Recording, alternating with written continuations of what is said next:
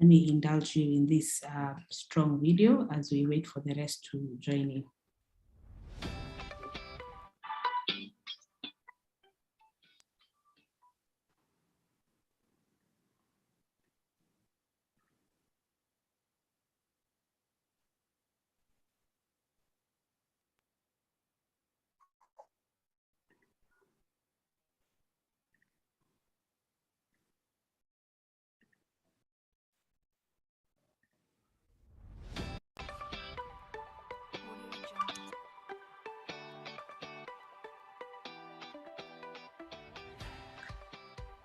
Strong was piloted in 2018 with the support of Swedish Mission Council SNC, and it is in line with our capacity development strategy, because we believe for organizations to be more impactful and effective within the communities they serve, they have to first be strong internally, meaning more organized and having the right processes and structures in place. Strong, just as the word suggests, is our work together with the partners to ensure that they can work towards being described as strong organizations. But strong is also an acronym that we coined that stands for sustainable, transparent, resilient, organized, noteworthy and globally oriented organizations. And all our efforts within the initiative are towards creating such organizations. Before we received the training about strong, safety was weak in certain areas. For example, we were having the board, but the board was operating without a board manual. But through the training, through the interactive discussion with the partners, we were able to identify the need for us to come up with a body manual for Center for Evangelism. We were able to update the HR manual. We were able to update our financial manual, and so many documents that can help Center for Evangelism to become a strong organization.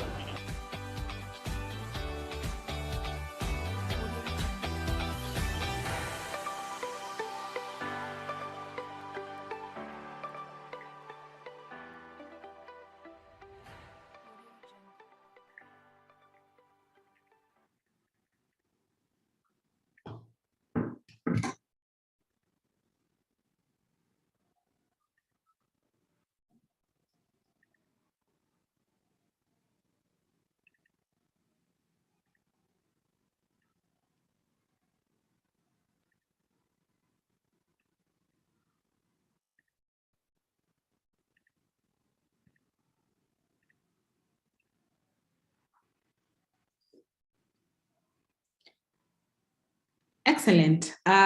Again, once more, thank you very much for joining in. We here at CMA are very, very, very excited for this session. We talked about it during our last conversation, during the training that Kadiri did, the first training on M&E, and we were not sure if we managed to do a whole day session, but here we are. We have 3 exciting, strong men that will be taking us through the session. However, be encouraged that gender concerns have been addressed, as I will be moderating, representing the other very strong gender throughout this session.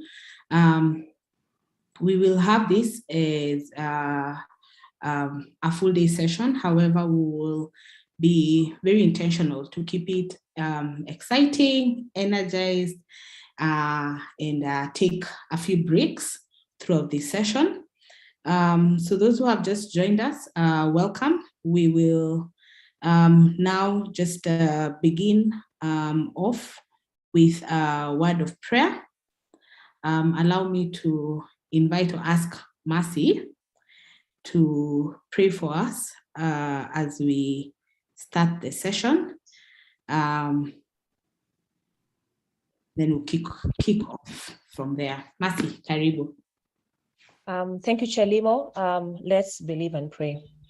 Heavenly Father, we come before you this morning. We thank you so much for the opportunity that you've given us to gather here together, oh God. And as we continue with today's session, I pray that you may open our minds to learn, to grow together, oh God, that we may be open even as we discuss. We may be open to new information, oh God, and you may guide us on how to use any new information, anything that we learn from each other today to grow the work that you have given us as we serve different communities, oh God. I thank you for every person who is present and every speaker, every facilitator who will take us through the different sessions. Bless them and guide them as they work through the session. I pray this, believing and trusting in Jesus' name. Amen. Amen. Amen. Amen. Thank you very much, Mercy. And that said, we'll begin our time for today. Kindly save, rename yourself, just one name that you like us to refer you by, your organization and the country you are from. I think you can see mine as an example. And when you go to the three dots where your name is, you'll find the space where you can rename yourself. Our session today is, as you have seen, this a minute, dubbed Why Monitoring, Evaluation and Learning. One of the things we have appreciated within CMA is that it's extremely important for us to measure what we're doing. However, we are not all on the same starting line. There are those that have been doing this for a long time. There are those that have just begun. There are those that the concept is new. Some it's not very new. And hence together we'll try and be on the same place.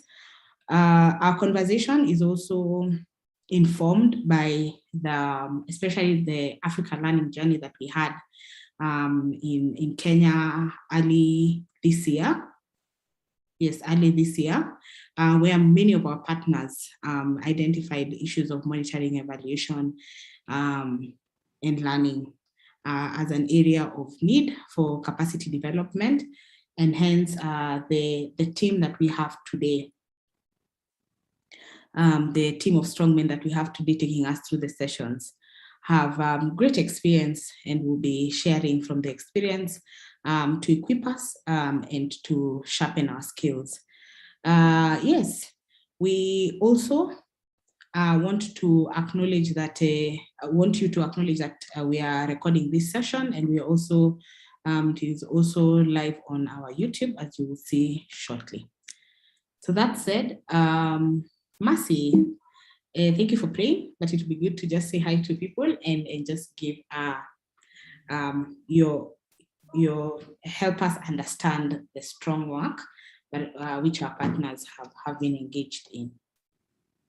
Thank you, Chelimo, and hello, everyone. I know I just prayed, I didn't say hello.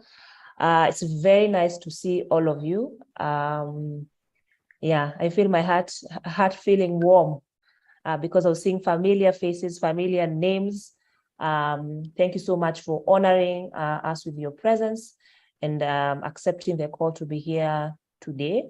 I look forward to learning with all of you. Today's concepts is something that we have continued to feel like we want to all grow in, so that as we do the work, we're able to track that we're actually having the results we desire to have, that we're actually causing positive change.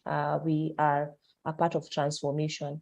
So for us to be able to track that, I'm hoping we can today learn together and be able to use those skills. I think I've seen all the names. I think 99% of you know me, but I'm Mercy Murigi. I work with Children's Mission Africa, which is a regional office of Children's Mission in Sweden. I work here in the programs team and also support in the work of capacity development and partnerships. So let me just mention about Strong. Strong, as the video has sort of already welcomed us into understanding, is an initiative by Children's Mission Africa and is financially supported by SMC, which is Swedish Mission Council.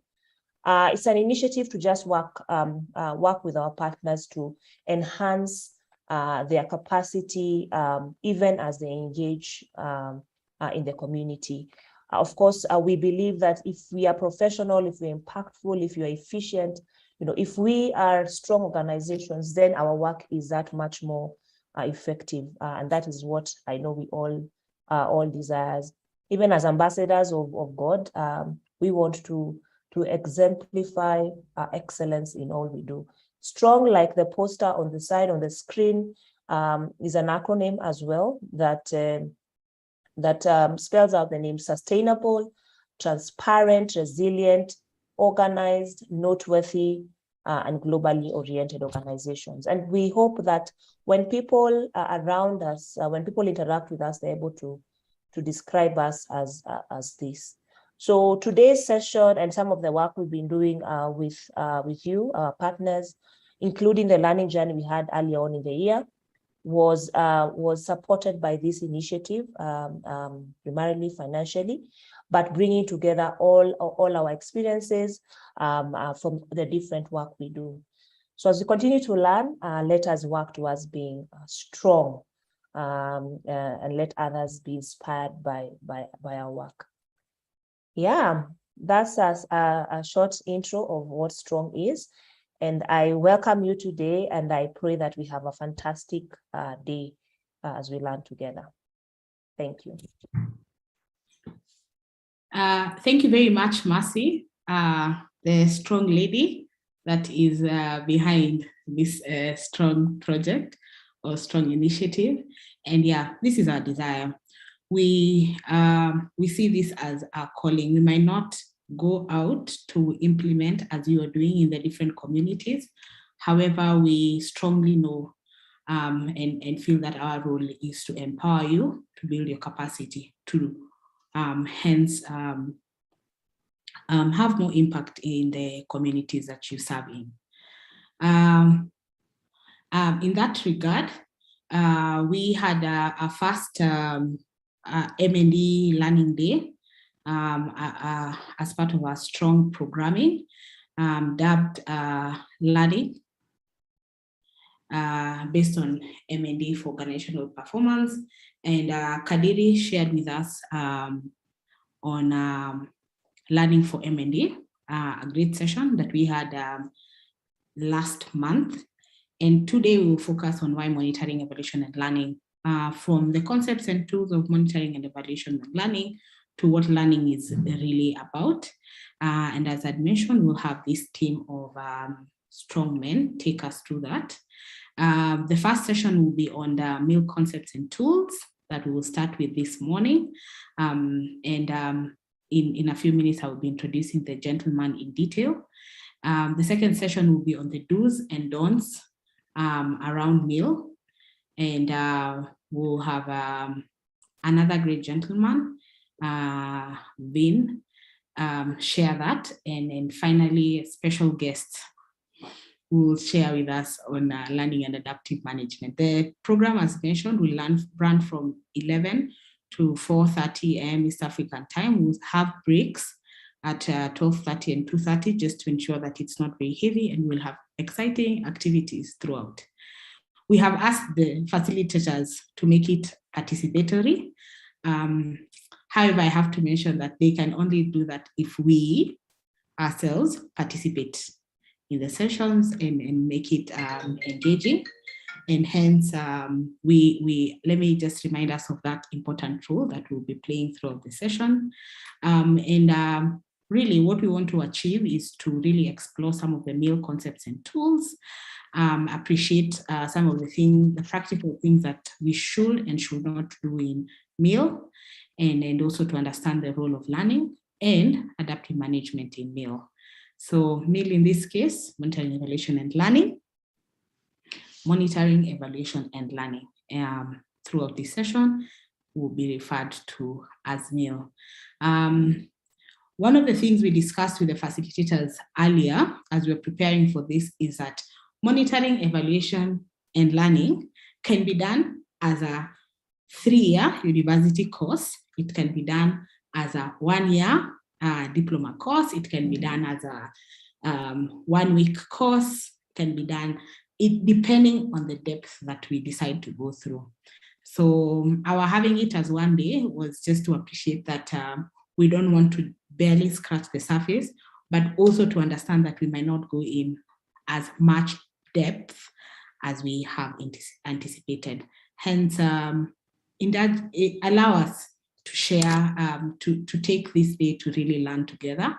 And just to also note that we might not say everything in these sessions as the facilitators speak, but we will try, they are committed to ensure that we learn as much as possible.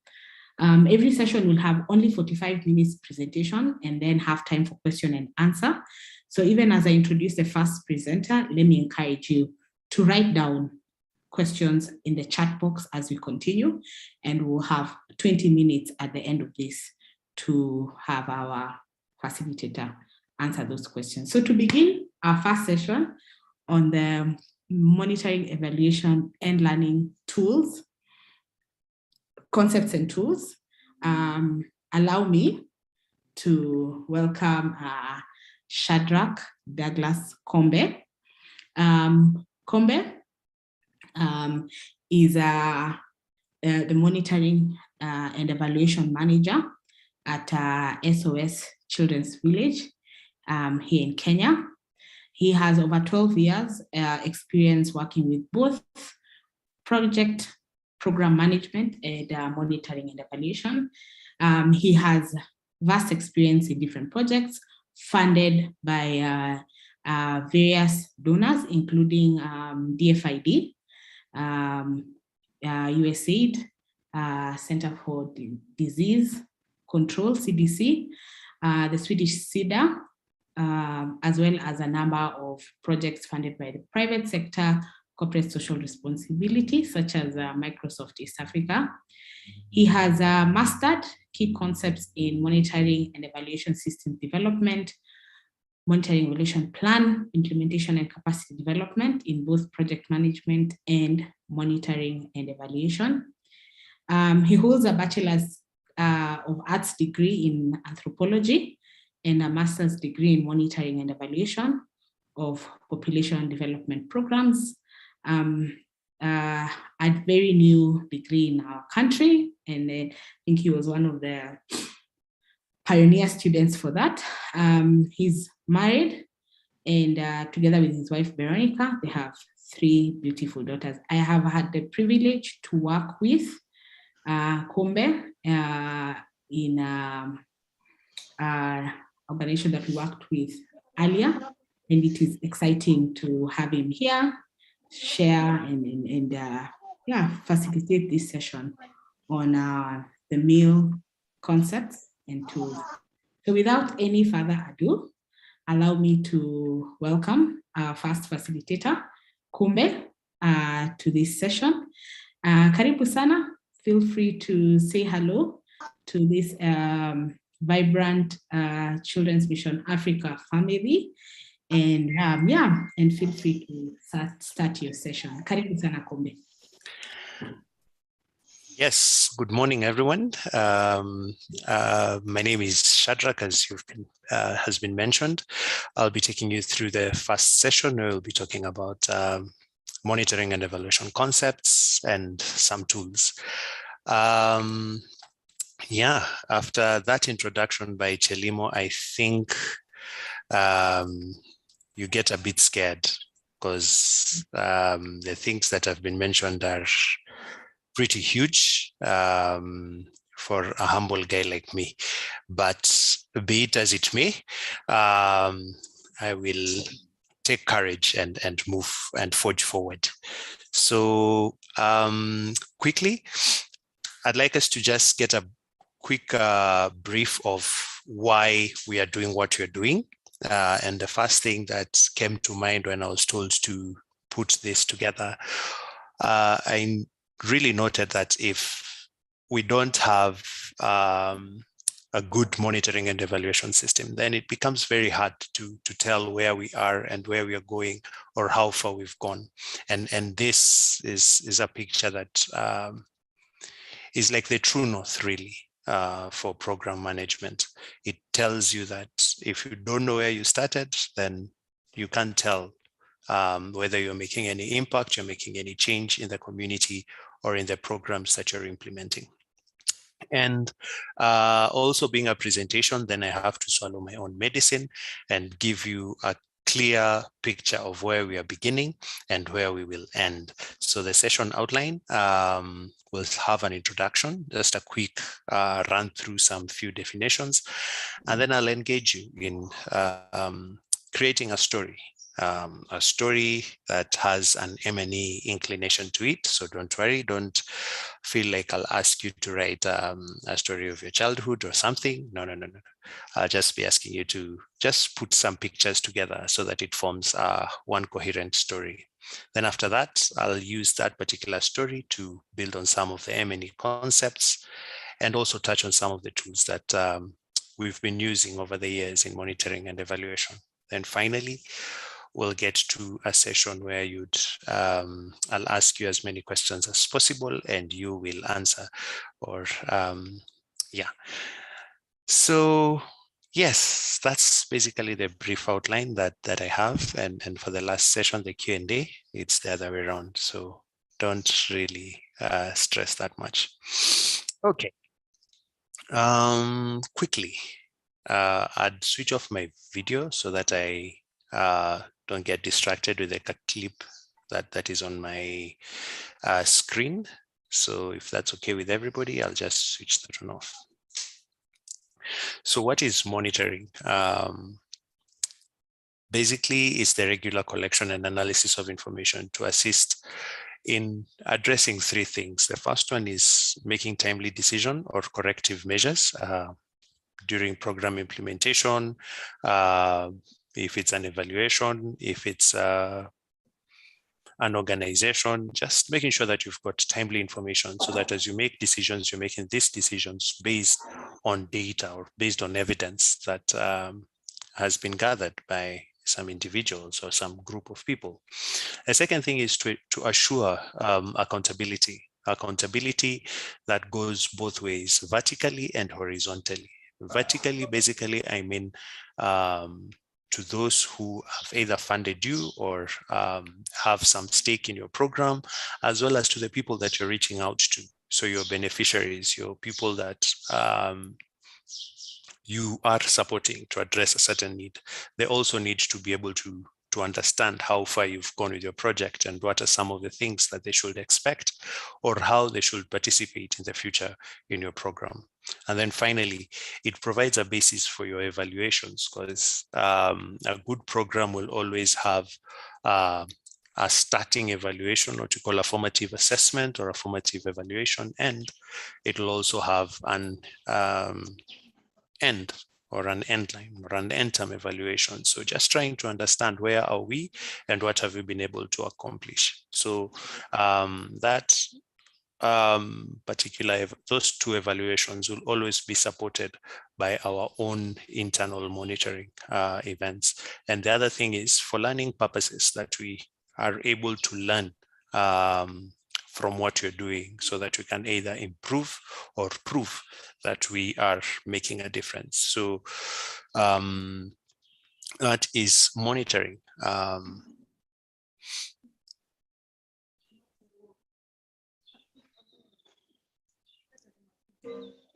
So evaluation, on the other hand, an assessment that is systematic and very objective for ongoing or completed programs, projects, or even policies. And here, basically, what you're trying to prove are three things. The first one being the results of that particular program, project, or policy. The design, that it has been well put together and that it's able to it has been able to address the issues that it was meant to address. And finally, its implementation, that the way it was designed and how it was implemented is in accordance with the expectation, or it lives up to the expectation of its implementation or the design that was put forth. So the main aim for evaluations is basically to look at the DAC principles, and this is, was the program really appropriate? Was it relevant to the target group that we want to reach out to? Were we efficient in utilizing the resources that we have? Did we deliver as planned, which is effectiveness? What is remaining after the project has gone? An element of sustainability. And finally, did we make any change in the target audience? So the impact. And one more aspect of evaluation is coherence, that did we actually do consistently be relevant and appropriate throughout the project cycle or throughout the project implementation. So those are some of the things that we normally look at when we talk about evaluation. And then finally, this is a very light definition of learning, because I know my colleague, Mr. Njoroge Joram, will be handling this in great depth much later during the day. So a quick definition, this is the social process by which we develop.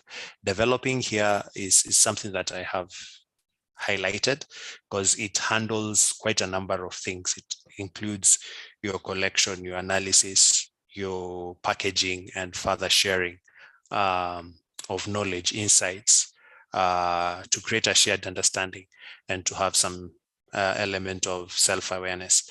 And this could take place either formally or informally.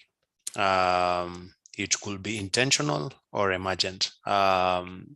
Formal in the sense that we come together like this particular forum, where we come together to just share and get to learn different things or different insights from different individuals.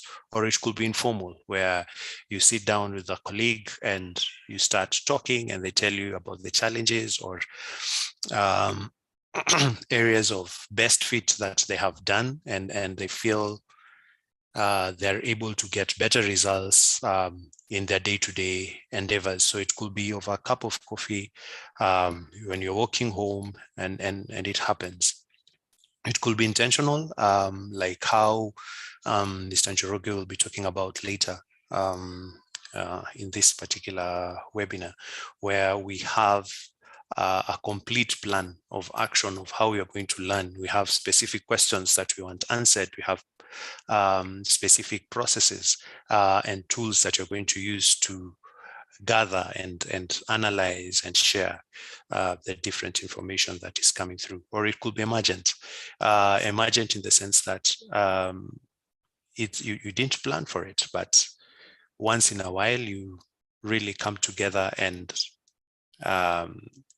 through your reporting or such kind of forums, you're able now to state exactly what's happening in your project and what new information that you've gathered that could help improve or prove that your project is on the right track.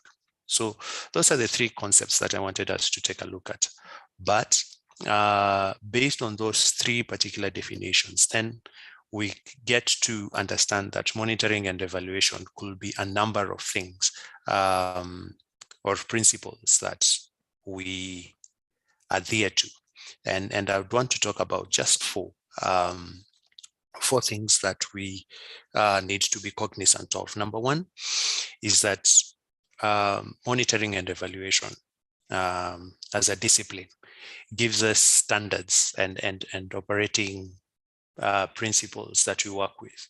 And based on the different organizations, different orientations, different individuals, then we are able to coin other terminologies around it. So you'll be able to see people referring to it as monitoring, evaluation, accountability, and learning. Others will coin it as monitoring, evaluation, and learning. Others would coin it as monitoring, evaluation, reporting, and learning. Be it as it may, the foundations and the principles are standard. They're basic, they're the same. One of the great people that I've worked under always mentioned that which you inspect gets done. So different people would want to put special emphasis on different things. So some would want to put emphasis on the learning. So they add the L to monitoring and evaluation. Others would want to emphasize the accountability, so they add the A. And this basically doesn't change what monitoring and evaluation is. It's basically a discipline that gives standards and processes or ways of tracking and making sure that we are on the right track where program management is concerned. And for that reason, then you don't have monitoring and evaluation for sectors. We won't have monitoring and evaluation for education, for instance, or monitoring and evaluation for the agriculture. We'll just have monitoring and evaluation because the principles are the same, and you use them to build whatever you need to build on it. One of the key things that I like doing when asked to talk about monitoring and evaluation is to ask the participants, at what point does monitoring and evaluation begin in project management? So most of the time we get very interesting feedback when you ask that particular question. One of it is, it's actually a phase. So you design your project, you start implementing, and then the next phase that you do is you monitor and evaluate, and then you close the particular project. But one of the things that I'd like to put before us today is that monitoring and evaluation does not have a start and an end in the project management cycle. And I'll take a deep dive into this so that you can be able to see and understand at what point monitoring and evaluation actually begins. You'll notice that it's in all the phases, and because it's a cycle, then it doesn't have a start and it doesn't have an end. And then finally, it's very dynamic, depending on the context and where it's being exercised. Then monitoring and evaluation becomes very dynamic. And at times we tend to do certain activities and take certain actions with the perspective that this is not monitoring and evaluation. Just to give an example, when you're putting together your strategic plan, most of the time we look at it as a strategic planning process, but in actual sense, it's a monitoring and evaluation activity that you're conducting. You're trying to understand what are the issues, you're trying to understand what are the solutions, and giving a very good roadmap of how you're going to get there in terms of your strategic objectives, in terms of key actions that you need to do. So looking at it from that lens, then we do things outside of projects or as organizations, but we don't term them as monitoring and evaluation activities, but in actual sense they are. So monitoring and evaluation is very dynamic, and because it's dynamic, at times it can get a bit complex, and that complexity puts people away. But I hope by the end of this particular session would have embraced monitoring and evaluation, and will have come together and will see the need and why it's an exciting discipline for us to engage in. So at this particular moment in time, allow me to switch slides. I'd stop this and get into something that I'd like us to do. I'd also post that particular document on the chat so that we can play around with it if we so wish. It's a simple presentation that I'd like us to take a look at and see how best we can create a story out of it.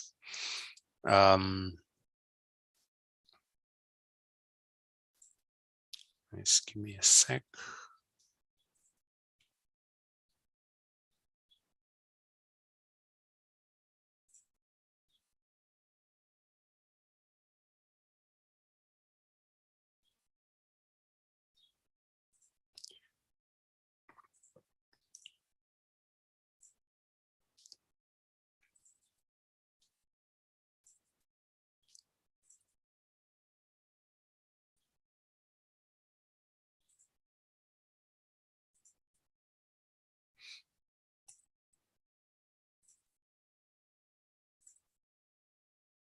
Yep.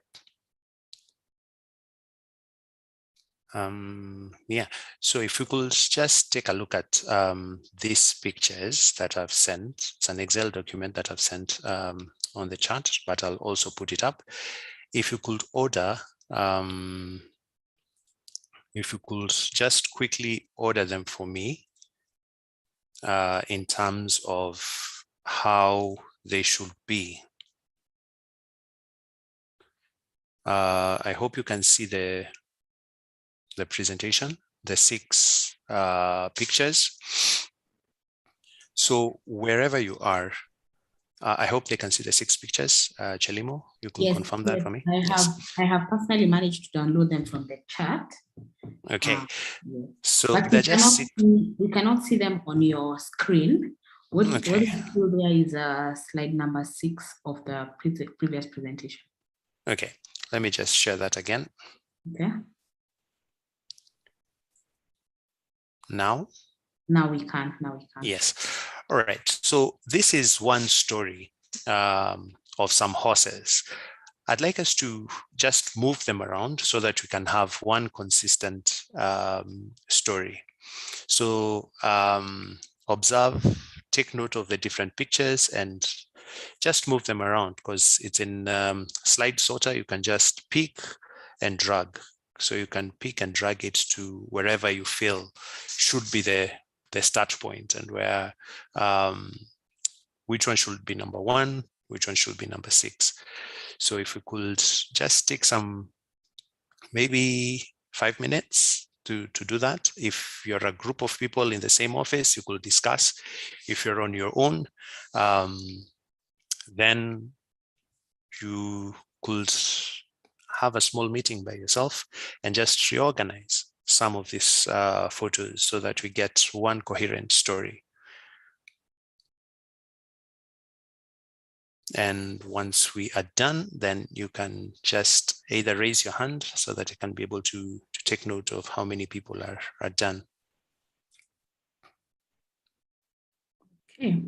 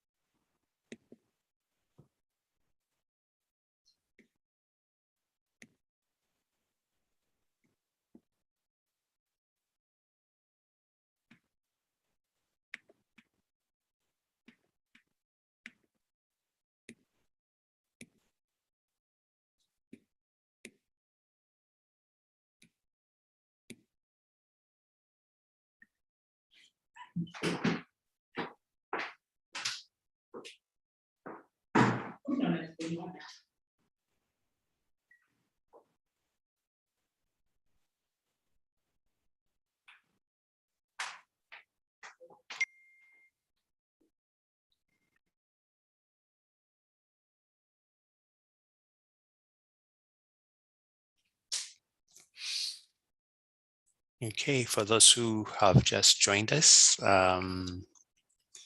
there's a document that I've shared on the chat. You can share it again for all of us to have access to. It's a PowerPoint presentation, what you are able to see on the screen. And this is a story about some horses, but it's also one coherent story that begins from somewhere till the very end. And what we are trying to do is we're trying to organize them, to organize these pictures into how the story should flow. It's based on monitoring and evaluation. So things that we could be able to put together. So if you're a group in the same office, you could discuss and rearrange them. If you're by yourself, you could download the presentation from the chat box, and you could just arrange the photos so that they make one coherent story. Maybe just quickly to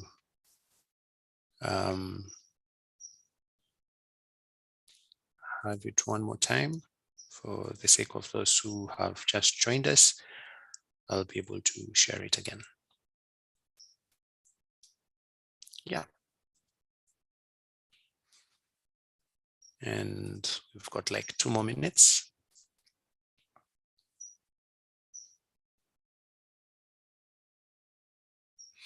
I can't see any hands coming up.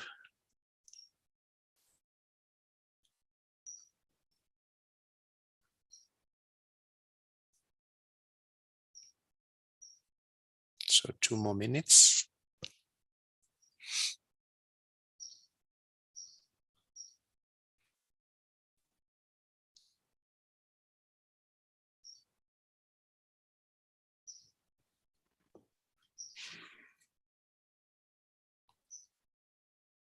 We've got 1 more minute.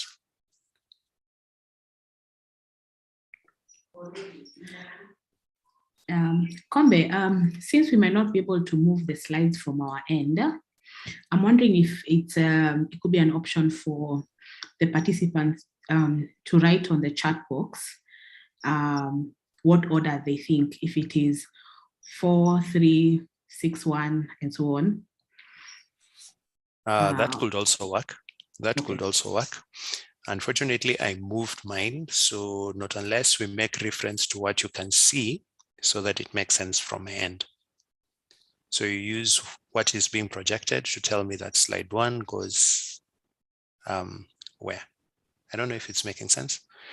Yes, it does. Yeah. So we can indicate if we think it's starting with 6 and then 2 and then 5, for example. Precisely, yes. Yes, that's pretty good.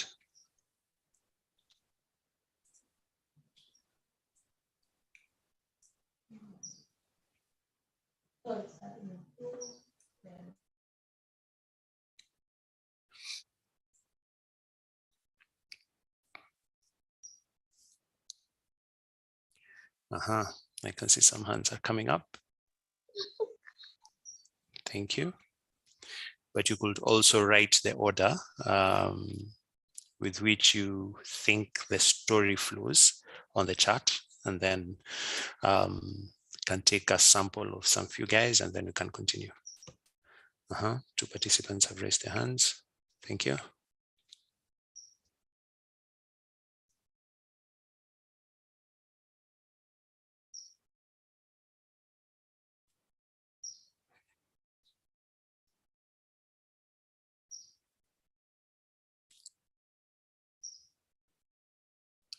Any more takers?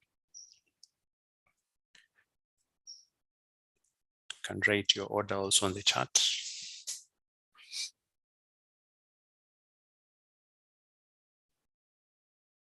I'm waiting for maybe 1 more.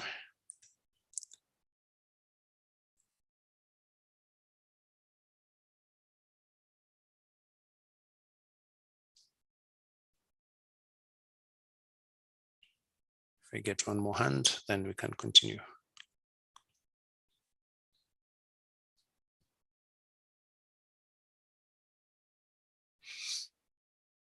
Okay. Good. This is interesting.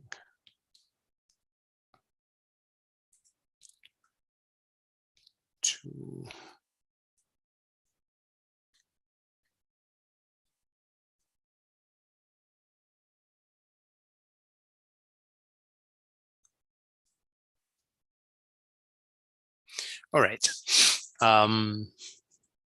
I will, interesting, 2, 1, 5, 3, 4, 6. Okay, so I'll give you the correct order, and then I'll share much more on this. So the first one, most of you guys got it correct. Number 2 is actually the first one, and then followed by number 1, and then from number 1 we go to number 5.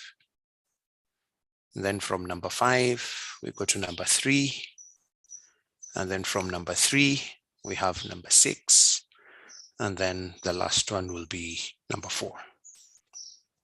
Okay, so we start with 2, then 1, then 5, then 3, then 6, then 4. So if you'll allow me, let me just give you that order so that we are together. So that one goes there. This one comes here. And then that one comes there. Yeah, so that's the order. So basically, it shows you the journey that you take when you're putting together your project. Okay, so you start with a need. There's a need in the first picture where we can see there's water on the other side and a path, but the path is blocked, and the horses can't really access the water. So what happens is we come together, bring some different things. We bring some stakeholders, we bring some wheelbarrows, some inputs that we'll need to help the horses just clear the mess that is there. Then we get to work and we try to unblock the path to the watering place. And then finally, we show the horses where the water is. And once the horses start taking the water, we are all happy and we leave the picture. And finally, we get quite a lot of other individuals coming in to assist, and other animals actually enjoying the path to the watering hole. So a good story that I'll keep referring to as I continue with my presentation. If you may allow me, I'll stop sharing this and come here and continue sharing from there. So similar analogy, but trying to explain a different concept, and we'll be taking a look at all those concepts. So there's always a need, be it a program, an organization, a project. We all begin with a need, that there is a need for us to be able to do something. In this case, there is always a difference between what the situation should be for the people that we want to serve and what it is. And that is what propels non-state actors to, come up with projects, come up with interventions, and address this particular disparity between the current situation and what the situation should be. So for this case, then the plants need water. That is the need. Or maybe it could be the ground needs water, one of those two. Okay, so there is always a need. And it's what we identified with the first picture, that the horses could not get to where the watering point is. And that's the need. The next thing is, we'll need to come up with quite a number of inputs, your human, material, financial, different skill sets, different networks, different connections, for us to be able to address the need that we have identified. So for our case, maybe it will be salaries for one staff, 500 liters of water, a watering can, and training the staff on how to water the ground or the plants. At this particular point in time, those are the two needs that we can be able to point out from the picture. Then we get to activities. So in the story of the horses, we saw people coming together, we had wheelbarrows, we had different expertise coming together to help the horses. Those were the inputs. And they got into action. They started removing the boulders. Some of them were rounding up the horses and tethering them so that they can be able to show them where the water was. So basically the actions or the services that we deliver in our projects or in our programs or in our organizations, those are activities that we do. So for this particular project that we can see on our screen is to pour water from a cloud. And indeed, the guy is doing a good job at it. And then from there, we expect some results. So we expect from the horses story, we expect now more, we expect the horses to be able to go and take the water. We expect them to have that knowledge that the path is now open. We expect them to have more animals coming in to enjoy that particular resource that has now been made accessible. So changes, the short-term changes, that knowledge of the horses that, yes, we can now go past the boulders. That is the immediate change. We call that an output. And basically it has everything to do with changes in ability, changes in the way people are able to do stuff. They haven't done, but they have that potential of doing. So you've changed their situation. Either you've increased their knowledge, you've increased their skill, you've empowered them in one way. That particular change is what we call an output. Once they use that particular ability to do something, they put that ability into action, then we call that an outcome. So the mere fact that the horses knew that the path is now clear because we tethered them or we rounded them up and dragged them across the barrier, they were now aware. But as much as they haven't taken the water, then we are still at output. But the moment they start taking the water, then they have acted on that ability. So that particular change is what we call an outcome. So a change in ability, change in attitude, change in practice, change in the way you do something, change in behavior is what you call an outcome. And then finally, systemic changes or contextual changes, changes in the context, changes in the systems, the way things are tying up together is what we call an impact or the long-term change. So changes in how things are. Initially, we only had 2 horses, but now we've got a cow, we've got other animals coming into the picture and taking the water that was inaccessible. So when the change goes beyond your target audience, your change goes beyond the people that you are serving, then that becomes an impact. It becomes a very long-term change. And this is more systemic in nature. So you change systems, you change structures, you change how things are in a particular context. So those become your results. The outputs, the outcomes, and the impact are your results. And for our case, this guy, maybe the results that we want to eventually have is the ground has access to water, maybe, because that's what we can be able to see from the picture. But you notice if we do not put this in perspective, if we do not put the needs, the inputs, the activities, the results in perspective, then we lose, we can only guess what needs to happen. Yeah, we can only guess. So you're saying without a framework, we don't know what you're trying to achieve. We can only guess that. Yeah, so it's very hard to say whether the activity worked whether we achieved the results that we had initially intended to have. So if you don't have a framework or a place that really summarizes what you want to do and gives it the spine to be able to stand on its own 2 feet, then it becomes very difficult. Yeah, and we'll be taking a look at the different frameworks that we have. But when the moment you put all this into a framework, you organize it in such a way that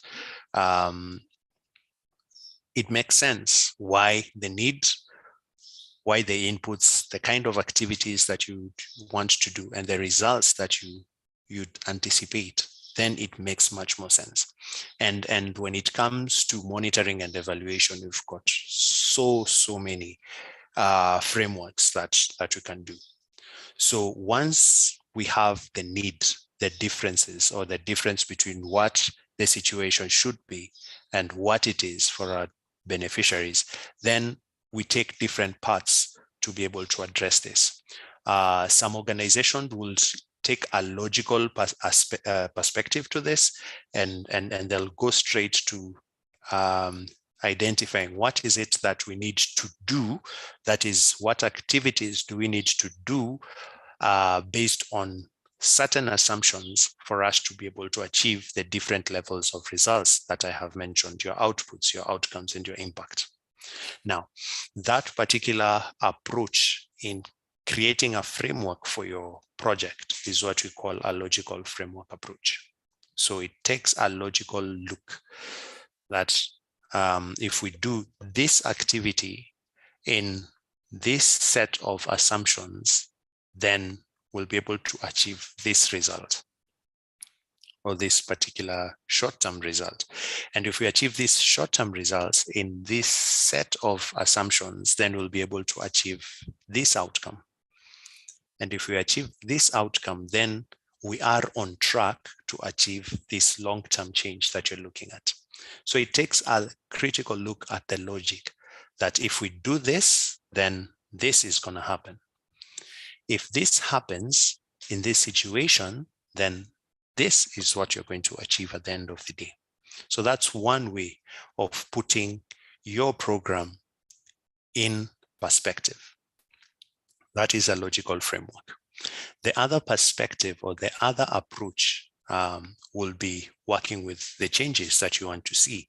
So we all begin with the need, but instead of going to activities, we go to what is the ideal situation? What is the ideal change that we'd want to see? And from there, we work backwards. So we start with the need, we go to the contextual change, or the systemic change, or the impact that you'd want to see.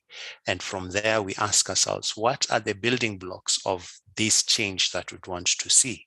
So it gives you 2 to 3 main blocks of changes that you need to see, especially in terms of behavior, in terms of attitude, in terms of practice that your target population needs to have for this ideal to be met. And you further ask yourself, so how do we get to these changes in behavior and changes in action? And so you identify the changes, the things that you need to do to empower your target audience so that they can act to get to the systemic change that you're talking about. So you work backwards till you get to your activities, and finally you get to your inputs. So 2 frameworks that use this particular process in building together the framework is the theory of change that Joram Njoroge will be talking about much later as he talks about learning, and the result framework approach as well. Takes a look at the need, then the change, the ultimate change that you want, and it works backwards. The difference between the two is one gives you the pathway to change. So it tells you how change would happen ideally. And the other one just basically tells you the changes that we should be able to get for us to address the need that we have. So one is a pathway, while the other one is more of a logical presentation of the changes that we'd like to see. Now, as Chelimo had mentioned at the introduction, this could be 3 weeks, a whole week's session. So I wouldn't get into the different tools that we use to capture your logical framework or your result framework or your theory of change. I'll be able to share those as resources at the end of this so that you can be able to see the different frameworks that we have. But this framework that you're talking about needs to be within a context of project management. And I do believe some of us have interacted with the project management or the project cycle management approach to programming. Basically, we begin with the design and formulation. We go to implementation or execution of our programs. We evaluate the programs, and then finally we close the programs, as it were. So most of the time we look at this particular cycle devoid of monitoring and evaluation. So we tend to add monitoring and evaluation, especially where I have put project evaluation. So we say project monitoring and evaluation as a fix. But all these pit stops, if I may call them so, have an element of monitoring and evaluation, and we'll try and unpack all this and see how best we can be able to share the concept plus the tool that is associated with it. So design and formulation, this is where we put together our programs, and that's where evaluation begins. Because it's here that we do what we call a formative assessment. Formative assessment is where we identify the problem that we'd like to tackle. This could be through a needs assessment, as indicated on the presentation. It could be a situational analysis that you do. It could be a desk review, where you just go back and take a look at the different documents that have been presented and different research that has been done on the topic of interest. And from there, you can be able to deduce the barriers, the effects of an issue to a population. Needs assessment, by and large, should be able to answer 3 questions. The first one is, what is the gap? What is the need that would like to see addressed? So it should be able to point out clearly what the problem is. The second thing that it needs to be able to show you, it needs to be able to indicate to you how this problem affects your target audience. So who is the most affected by this particular problem? Most of the time, as programmers and as organizations, we have a very general and a very broad target audience.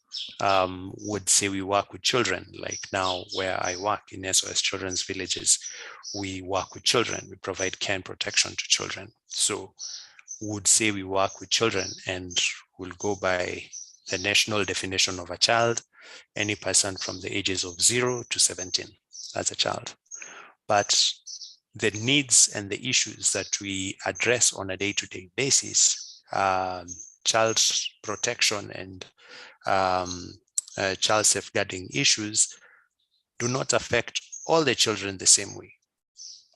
So your need assessment needs to be able to pinpoint and narrow down and inform you exactly who is adversely affected by the lack of adequate care and protection, so that you know who to target. Otherwise, you'd have a solution that addresses a need, but not to the person who really needs that particular solution. So when you do your evaluation at the end of the day, remember we said that we need to, that one of the reasons why we do evaluations is to determine whether the project was relevant to the individual. So if you miss out on your target audience, then your program would score low when it comes to the relevance aspect or the relevant or appropriateness of that particular program. So it's very key that you identify the different spectra of individuals that you need to target and who should you put your investment in. So that's the second thing that your problem identification needs to provide you. So the first one, as I mentioned, was the problem. The second one is who should you target? And then finally, it should be able to tell you who else is addressing that particular problem in the community that you're working in. Who is also responsible for addressing that particular need, be it a government entity, a parastatal, a structure that has been formed by government. So we need to be able to scan through our environment and be able to identify those three things. So once we have those three things, then we can put it together in either a result framework, a logical framework, or a theory of change. That now we have the problem and we can now work backwards to identify what it is that you'd like to solve through a project that you're going to summarize in a concept note or a program idea. So when it comes to your design and formulation, the needs assessment becomes a very, very critical element that we need to have, that we need to be able to identify what the issue is. And secondly, we need to be able to understand who is being affected, because the who will determine the kind of interventions. It will also determine how long the intervention will be and the likes. After that, you'll put together what we call an activity schedule. The activity schedule basically is our, so the activity schedule is basically what it will call your work plan. And quickly jump into your implementation and execution. You'll notice that you have another evaluation right in the middle of it. That is your baseline study. And your baseline study basically tries to look at your framework, be it your logical framework or your result framework, and tries to determine whether the indicators that you have put there are still sound. It doesn't really go back to tell you about the need, because you've already addressed your needs and your problems at the needs assessment. So your baseline study basically needs to tell you whether the indicators that you have will measure the right things, whether your indicators are still relevant, and whether your sources where you said you're going to get this particular information are still relevant as well. So that's your baseline study, and it comes just immediately before you start your implementation. Allow me to talk about your progress report, because it's key for us to, when you're putting together or when you're implementing. One of the key things that I've been able to implement over the years is focusing directly at your results. So your progress report shouldn't have as much detail about how the different activities have been implemented. For those, make good use of your activity reports and your training reports and your minutes to really capture as much detail as possible. When it comes to your progress report, go back to your framework, be it the logical framework, the theory of change, or your result framework, and ask what changes had we anticipated to have, and have we actually met those, and report on those particular changes. Yeah. When it comes to evaluation, evaluation happens throughout.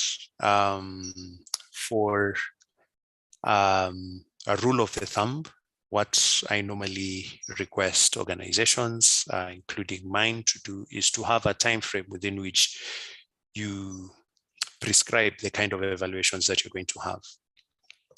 3 around a 2 to 3 year project, I always recommend just have a baseline and an end line for it, so that you can be able to determine the results, the design, and the implementation, whether you were relevant with these 3 things. For a program that is beyond 3 years, so you 5 years, 6 years, 8 years, 10 years project, then add a midterm evaluation in between. So you have your baseline, your midterm, and your end term. And here, the best tool that you can ever have is how to put together your TOR and the report, which I'll be able to share some samples with each and every one of us at the very end. This particular diagram could be a bit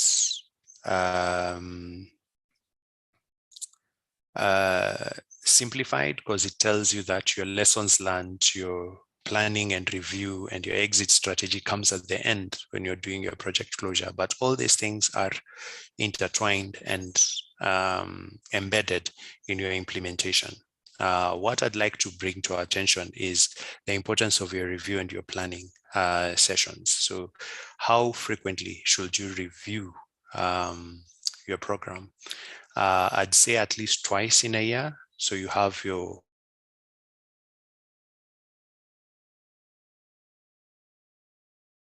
media review, where you come together and just ask at the end of this year, and this is where are we with regard to that plan, and how do we move forward?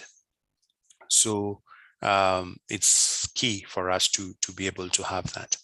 Unfortunately, my time is up. I'd like to open it up for some question and answer, and hopefully if there's something that you needed, something an in-depth brief on it, please bring it forth. We'll be able to see how best we can address it. I'd pass it over to Chelimo. Yeah. Thank you very much, Kombe. Thank you very much. That was an excellent first session, and both engaging and fun to look at with regards to the layout of the presentation. Let me take some questions because we do not have so much time left. If you have any specific questions with regards the session on the monitoring evaluation learning concepts and tools, you can put it on the chat box, and I will and Kombe will be able to see it, and we will respond to that.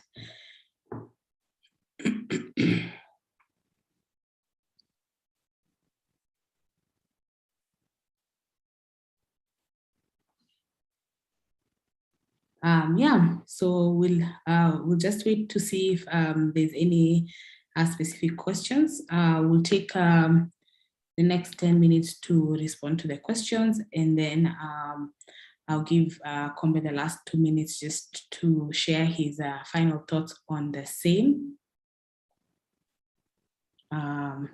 Yeah, I think my highlight in wondering, is it monitoring evaluation learning, monitoring, is it M&E, MEL, meal, and so on, is really up to us as an organization, as different organizations. What is it that your organization is keen on? Monitoring, evaluation, learning, accountability. I think there are those who even add R in there for research, because as Kombe has mentioned, what we inspect gets done. If the focus is learning as a meal, monitoring evaluation learning, then that will be done. Learning will be a key aspect of the organization. If there is a keen interest in accountability, then that will be, because it is being inspected, it will be done. Yeah, so I think ultimately is just to ensure that monitoring and evaluation is, as he said, the discipline that ensures that we're on the right track with our program. So however we unpack it, truly, that is with regards to the focus within the organization.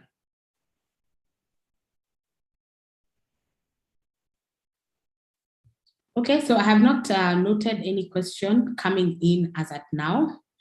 I think maybe I have confused everyone. Perhaps it is extremely clear, but kindly help us respond to this from Gibson, a colleague at CMA, with the clarity and definition provided for the three results. How would you define intermediate outcomes? Kombe, back to you. Interesting. Thank you for that question, Gibson. One, there are times when you have or you design a project where you've got a very high outcome level, sort of like statements or changes that you'd like to see, such that it becomes a bit difficult. I know most of us have had this statement that outcomes take a very long time to achieve. And yes, it's true that outcomes will take a very long time to achieve, but at times you need to give yourself a stepping stone between your output and that long-term outcome that you'd want to achieve. And that's where now your intermediate outcomes come into play, where now you're giving yourself a bridge, so to say, between your outputs and that high level outcome. I tend to like looking at it as growing a mango, the mango tree. Before you get your fruit, it'll take you a very long time to really realize the fruits from the tree. But you can have indications that you'd at one point get some fruits from this particular tree, either by seeing that this particular tree is growing in terms of height, it's shedding leaves at the appropriate time and stuff like those. So those become your intermediate outcomes. You haven't seen the fruit yet, but you know you're on the right track based on these milestones. So your intermediate outcomes still become a step between your outcome, between your output and the greater outcome that you have, just to show you that you're still on the right track, because the outcome that you have is much higher, or it takes a longer time for you to be able to realize. So that's the reason why you've got intermediate outcomes. There's changes in behavior, changes in attitudes that give you an indication that you're on the right track, that you'll be able to achieve the project outcomes, as it were. I hope that answers you, Gibson.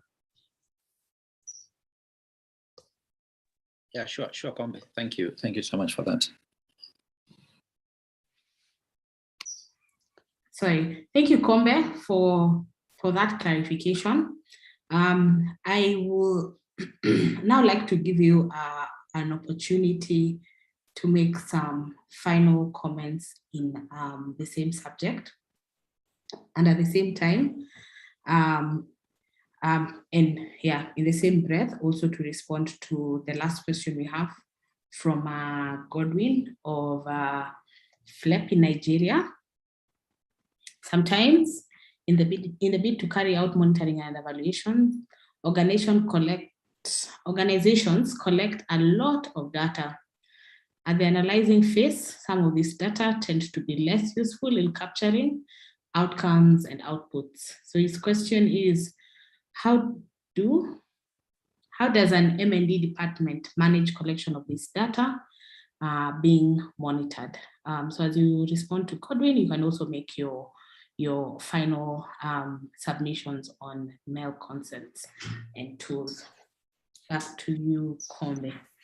Okay, thank you so much, Godwin, as well for your question. And it's true, at times we collect a lot of data, but really it doesn't add up to what we would like to see and use, especially when it comes to reporting on the results that we had indicated. So one way of trying to cap that is developing what you call your monitoring and evaluation plan.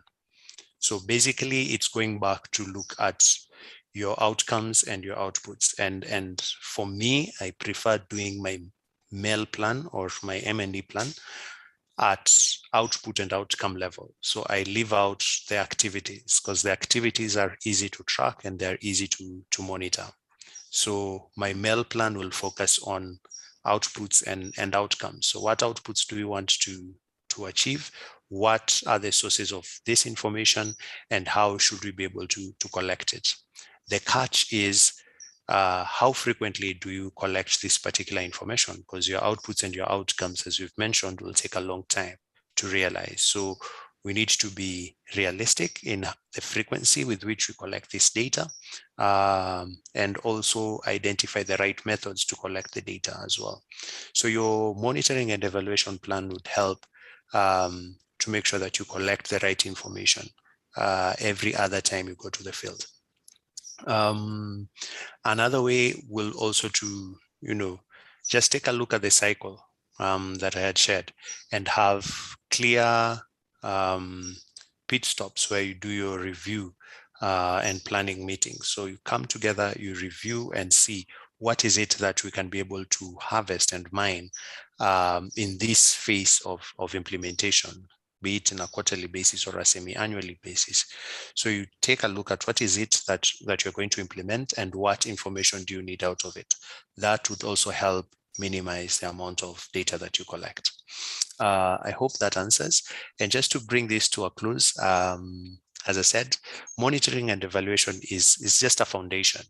And I hope what I have done this morning and part of the afternoon has laid a foundation that my colleagues, Vincent and Joram, will be able to build on, and you'll be able to see why M&E is important, because you've seen the concepts that we use, and they'll come to build on this. And that's how we grow as M&E practitioners, just being able to understand that as a discipline, we give you the foundation, and then you build on this foundation on the different aspects that you need done.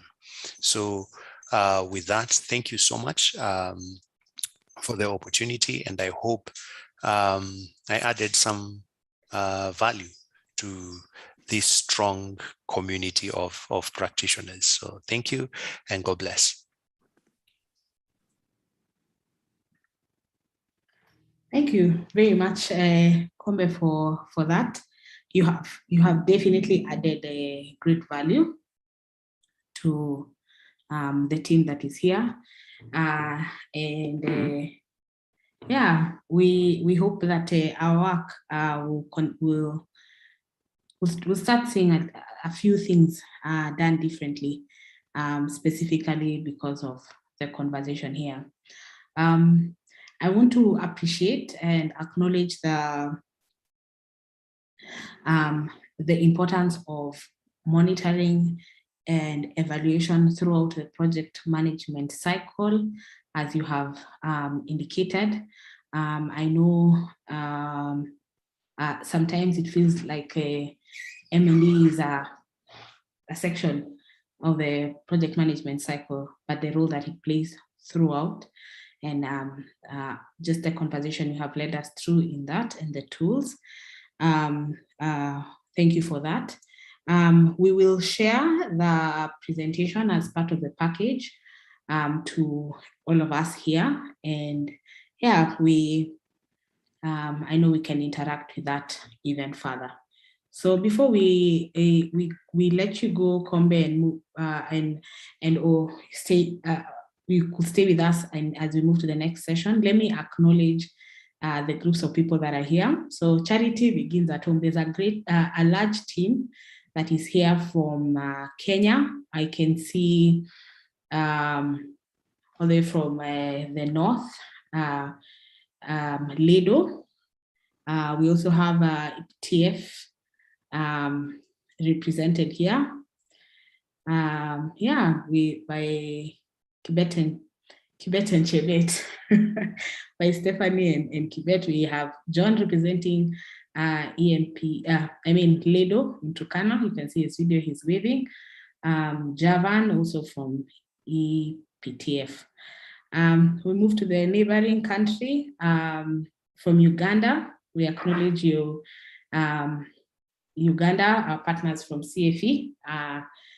Charles, I can see you. We also have also neighboring Tanzania, Beatrice. With the direction I'm going, I hope I will not miss anyone. Yes, I already have. We also have ICL here in Kenya. Yeah, and as I said, we have also Tanzania represented. And as we move to the west, we have Nigeria. We have a large team from Nigeria represented here, led by the leader, Jonathan,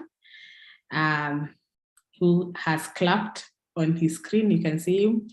And still in the west, we have EMPE in Burkina Faso, represented by the leader, Jacob, who is here. If we move to Central, we have Cameroon. I have seen a few people here. Great to see you here, from Naomi to Damaris, Raphael. Also, yeah, and then we move to the south of Africa, we have Zambia, led by Gershom, the leader there. I hope I have not missed anyone. So that's the team that has been listening to you, Kombe. Thank you very much for spending time with our partners at Children's Mission, adding value in monitoring, evaluation, and learning. And our strong pillar. We want to say thank you on behalf of everyone. And we look forward to interacting with you further. Yes, as we send the package, we'll also indicate the contact details for our partners for our facilitators. We'll indicate the contact details for our facilitators in case you would like to follow up on a few other concepts they have shared. So thank you very much. And at this juncture, we will take our first break. We have a 30-minute break. We'll get back at 1 o'clock East African time. Feel free to stay here with your camera and video off. However, if you're on your phone, I'm sure you will need to drop off or something. Let's get back at 1 and we'll continue with our next speaker on the do's and don'ts. Another very exciting session. So thank you very much all, and we'll just put up a timer and we'll be back at 1 o'clock East African time to continue with our session. Thank you very much, Kombe. Kwaheri for now.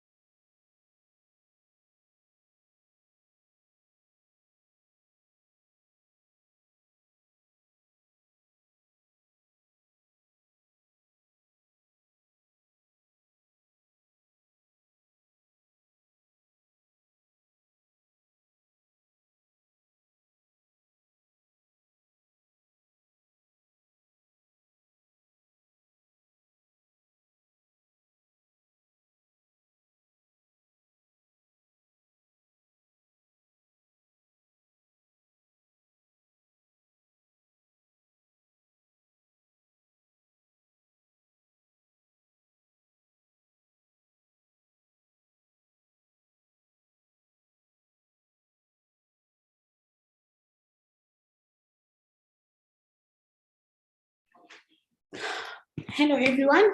Welcome back to the second part of the session. I am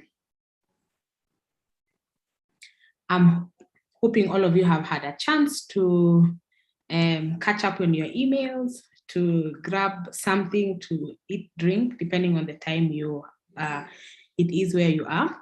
Our facilitator for the next session is here, ready to take on the next session. And just to ensure all of us are up to speed with that, let me invite Tomisin from FLEP Nigeria to take us through a short activity.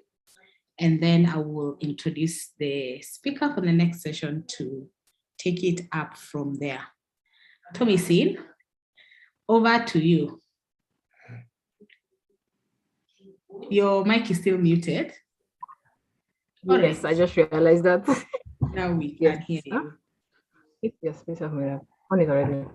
Okay. Hello everyone. So we just finished They have taken the line. Session, a wonderful session. And before we go into the next one, I'll be sharing with us the next breaker. Can you hear me? Yes, we can. Okay, let me share my screen so we can just move on from there. Oh, Chelimo, I can't share my screen. I need to. Okay. Joy, kindly make Tomisin a co-host. You are now. So it's a smiley game. While Joy helps with that, let me just give us a briefing and the rule of the game. Yeah. So it's a game on smileys. I'm sure we've all seen it and we've heard it. We're going to be guessing names of countries by the smileys that we see on our screen. It's an easy game, nothing too serious, just to break the ice and prepare us for the next session. Can we all hear me?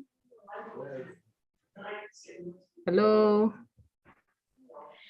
Yes, we can hear you. You can just speak a little slower to allow us to understand everything you say.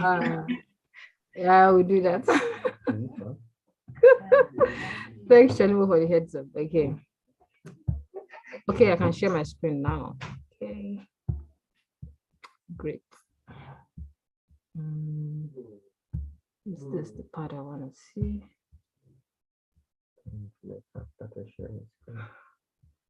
I need this away. Wait, okay, yeah.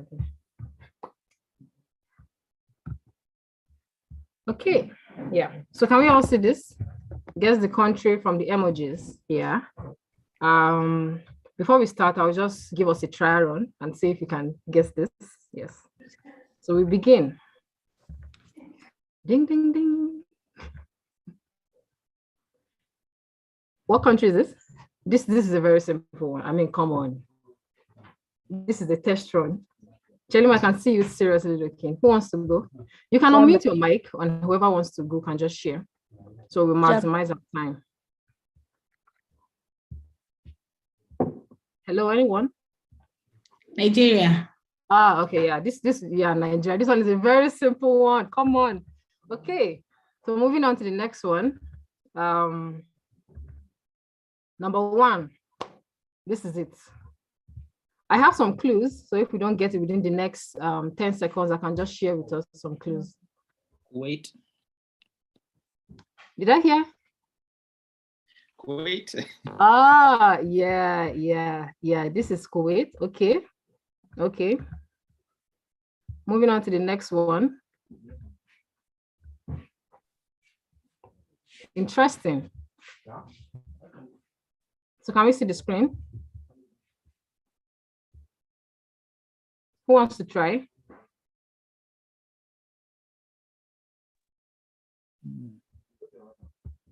Should I give the clues?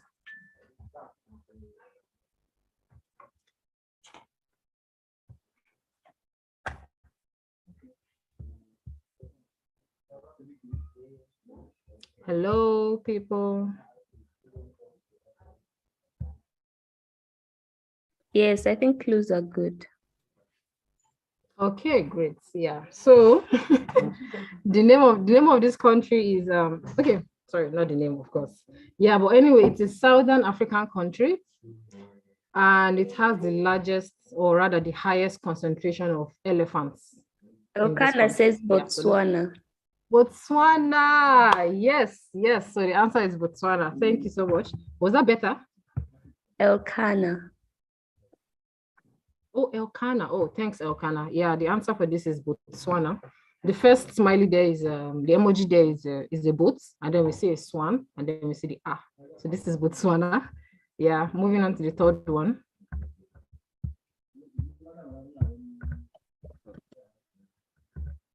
Okay, number 3. Who wants to go? Simple quizzes, just to tease our brains, you know. This is quite simple.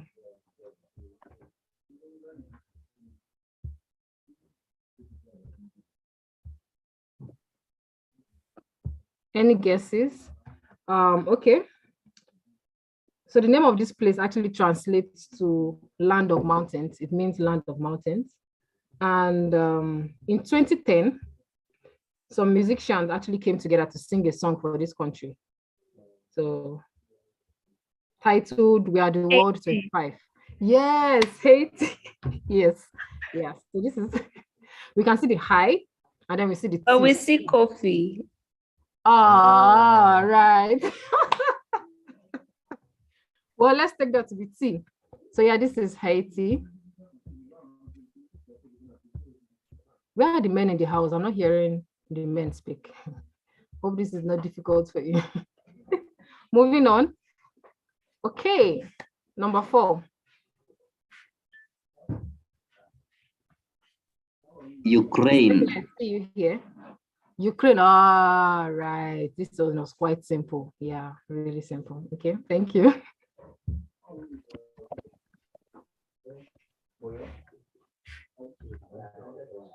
Okay, what about this one?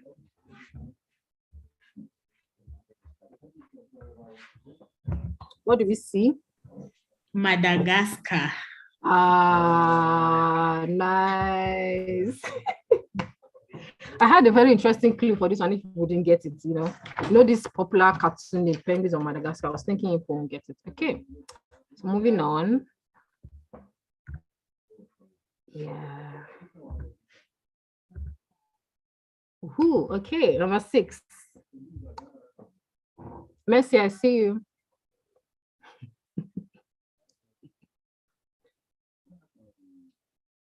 Any guesses?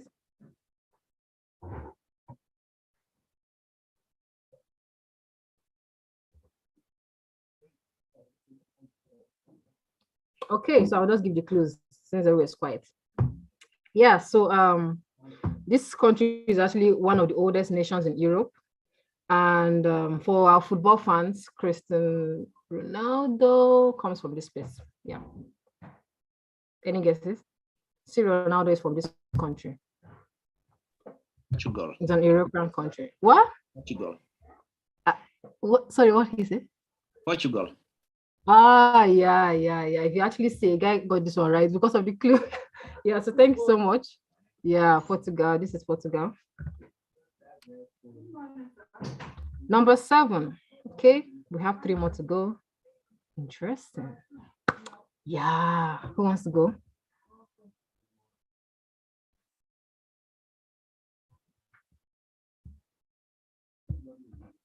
So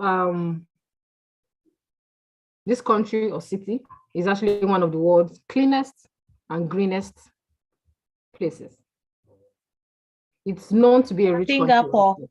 Singapore, exactly. I had a third clue. I was actually going to say for our movie lovers, I was going to say, it was featured in Crazy Rich Asians. Yeah, so but anyway, thanks for that. Okay, number 8, moving on. This one is quite simple. Almost. Okay. I think we should call us this in fact. Iran. Yes, okay, interesting. I'm getting more responses now. While we are coming to the end, can you imagine? Okay, number 9. Okay. Ding, ding, ding, ding. What do you Norway. see? Norway. Oh my God, yes. Chelimo, is that you? That was Mercy. Oh, oh, finally. Okay. The last one, but not the least. Are we ready for this? Are we ready for this, guys? Number 10. Very simple. Taiwan. Great, Taiwan. Wow, that's nice. Yeah, so this one is Taiwan. So this is just something little to, break the ice and prepare us for the next session. Thank you all for participating, and we wish you all a great time. Thank you, guys. Yeah, thank you very much, Thomasin. That was like actually, that was very mind engaging and exciting. For the first few, Mercy was asking, what's that?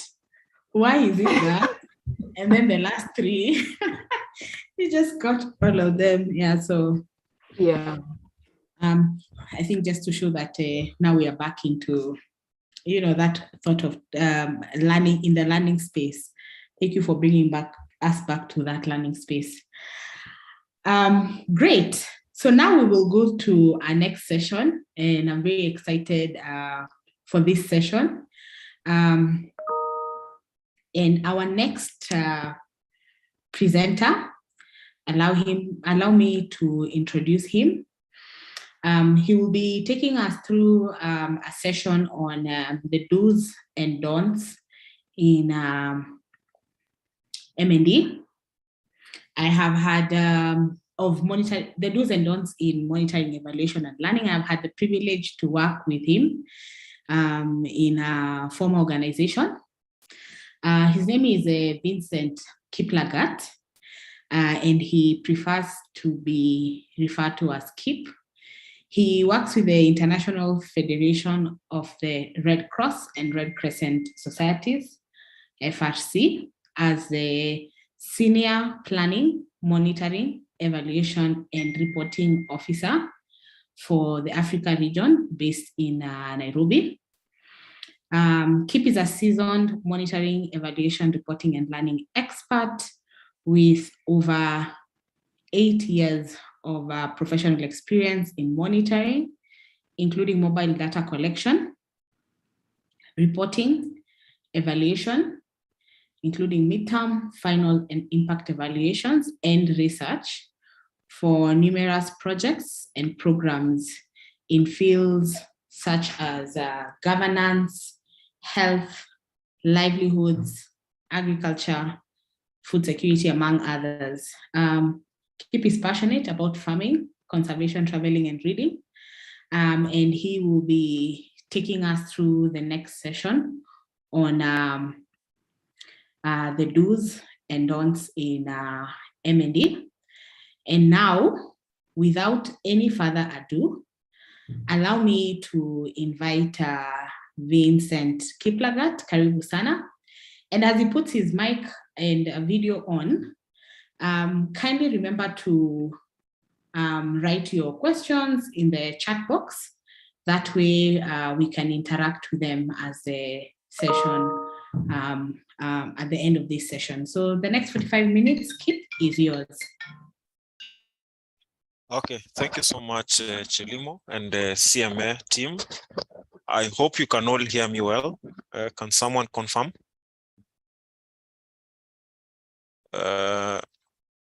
Yes, we can hear you.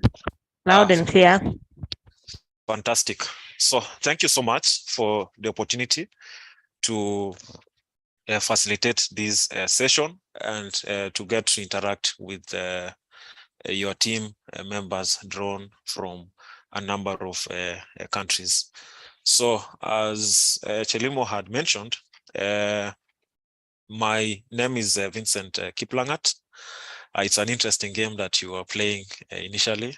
So yeah, it's really good to join you guys. So without wasting time, I think I'll move to the session that we have at hand.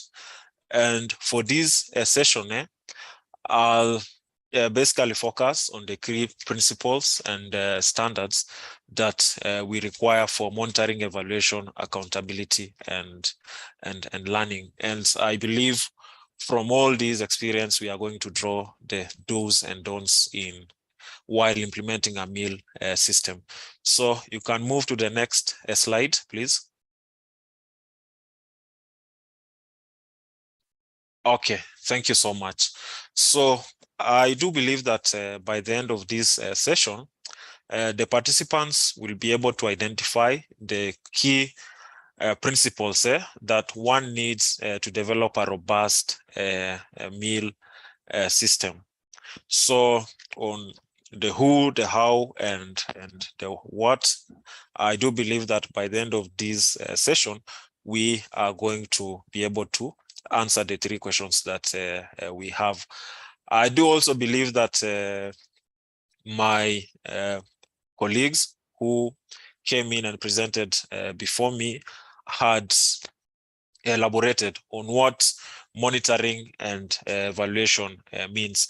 I don't know if one of you could try and mention to me what monitoring is and what evaluation is.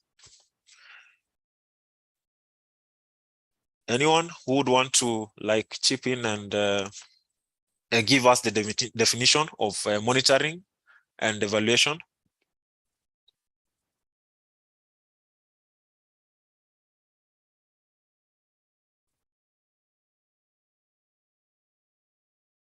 I think I'll have to pick randomly now.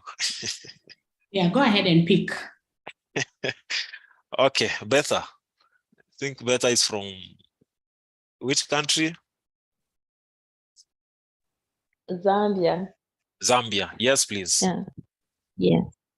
Monitoring is the collection of data in an organization in order to assess the progress and the failures of an organization or the government or any institution.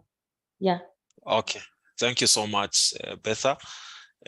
Bernard Kibet, you can define for us what evaluation is. All right, I'm Bernard Kibet from EPTF. Evaluation is actually an assessment of ongoing, completed projects, program, or policies, improve its results, design, and implementation. Okay. Thank you so much, guys. I can see you've had some good sessions before I joined in. So I also believe that you can define the difference, or you can demonstrate the difference between monitoring and evaluation. So I'm not going to go into that. I'll move into the next slide.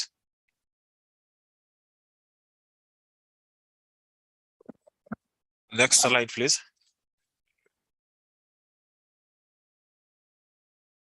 Okay, so we are going to discuss the foundations of monitoring, evaluation, and accountability and learning approach. And for this session, you'll allow me to use case examples from CMA, and I'll also use some from my previous working experience. So the first foundation that we have is that reality is complex and dynamic. The second foundation that we really need to take into consideration is that lasting change does not follow a linear timeline or a single pathway. I've seen that CMA has invited you all for this session, and it has partners based in different countries.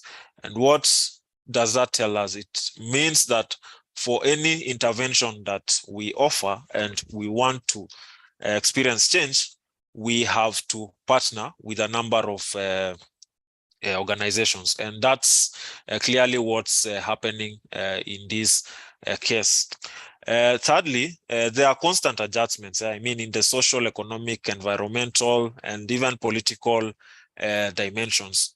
We need to take this into consideration as we develop our meal approach. And lastly, the lasting change is the result of CMA's contribution, as well as other factors, actors, and elements of context. I do believe that CMA has a number of partners that they work hand in hand with, because if you are to contribute towards an impact, it calls for efforts from a number of key stakeholders. So as you develop your meal approach, those are some of the foundations that you need to take into consideration. And I think I'll throw a spanner in the works and ask a question. I'll pick randomly again. I hope that's okay. I can see Bisonge from Cameroon. And what I would want Bisonge to explain to us, are there any challenges that you've experienced during your project implementation? What are some of the challenges or bottlenecks that you've experienced during project implementation? Bisonge from Cameroon, please, MEP.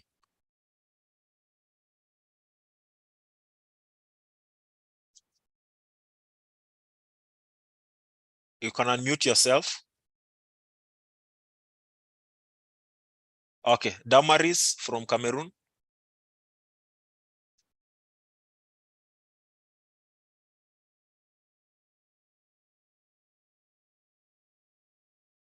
We have Gibson Mwaita.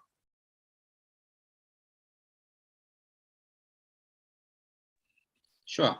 Thanks, Kiplangat. I think in project program implementation, there could be a number of bottlenecks.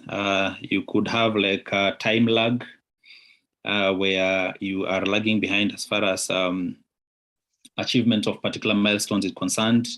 You can have a problem of budget overruns at times. You can have a problem of natural calamities hindering unforeseen risks such as COVID-19, issues to do with floods, etc. You can have also a problem to do with the stakeholders at times, lack of goodwill, interference from the political wing, and quite a number of things. Keep. Okay, thank you so much. So I think it's all clear. I mean, whenever you are developing your meal approach, you need to take that into consideration. It's not always everything is going to be on a linear scale. We have constant adjustments, I mean, in the social and economic and political dimensions. For the case of Kenya, I mean, we had elections being conducted during the month of August. And I do believe that a number of organizations were slowing down the operations in anticipation for the elections to be over. So those are some of the things that we really need to take into consideration as we develop our meal approach. You can move to the next slide, please.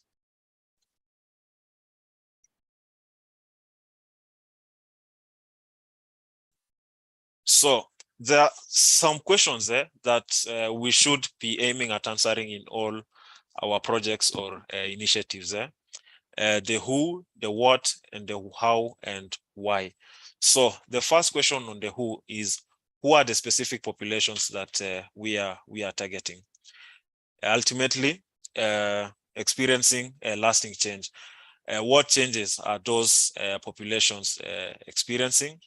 And how and why are those changes happening? And what role does a CMA and other actors play in facilitating those changes?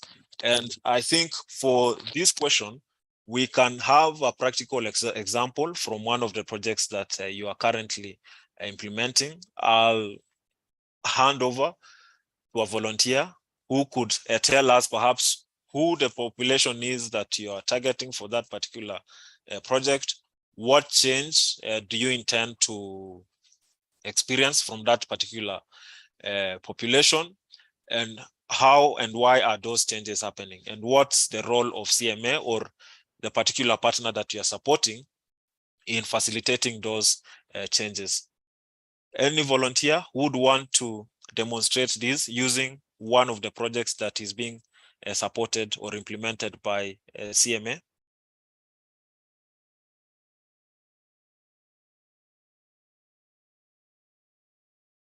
You can just unmute and move on.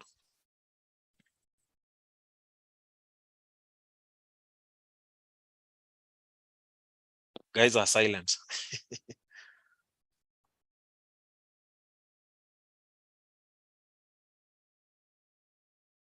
Okay. I'm not too sure why people are. I know everyone has something to say in this regard. So we could just give them. Maybe we can hear from Cameroon again. Probably now they are back. Okay. Yes, Damaris's mic is on, so let's hear.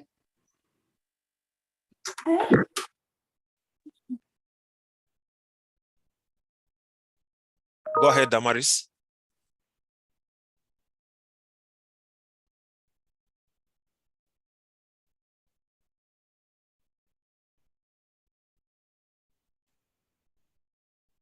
Okay.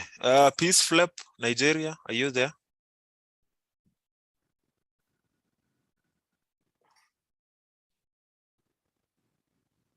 Samuel Onsarigo.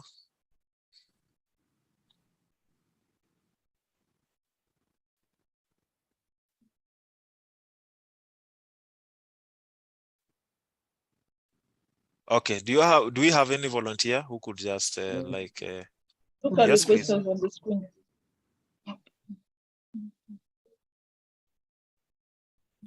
Okay, can I try to? Yes, please. What's okay now? Isaac. Okay, good. So we're trying to resolve that noise. Okay. Who are the specific population, women, girls, ultimately experiencing lasting change? Okay, so I'll just pick our OAK projects. Yeah, so for the specific population, we're targeting youths within a certain age range in 2 different locations here, male, female, mixed, and all that. So those are the specific population. And who are the other actors facilitating the change? Okay, so outside what we did in the project, we have the direct, like the people we are aiming to target, like people we are aiming to see the lasting change in their lives. And then the other actors facilitating the change, we have mentors who we brought in early. Sorry. We have mentors or practitioners who we brought in early into the project to come and help us facilitate some sessions and mentoring with the direct participants that we want for their lives to improve. And then what changes are those population experiencing? So now for the project, we have 2 different populations. We have the population of the direct participants who are making good use of the trainings and the resourcing they received, because after the training, they also received livestock.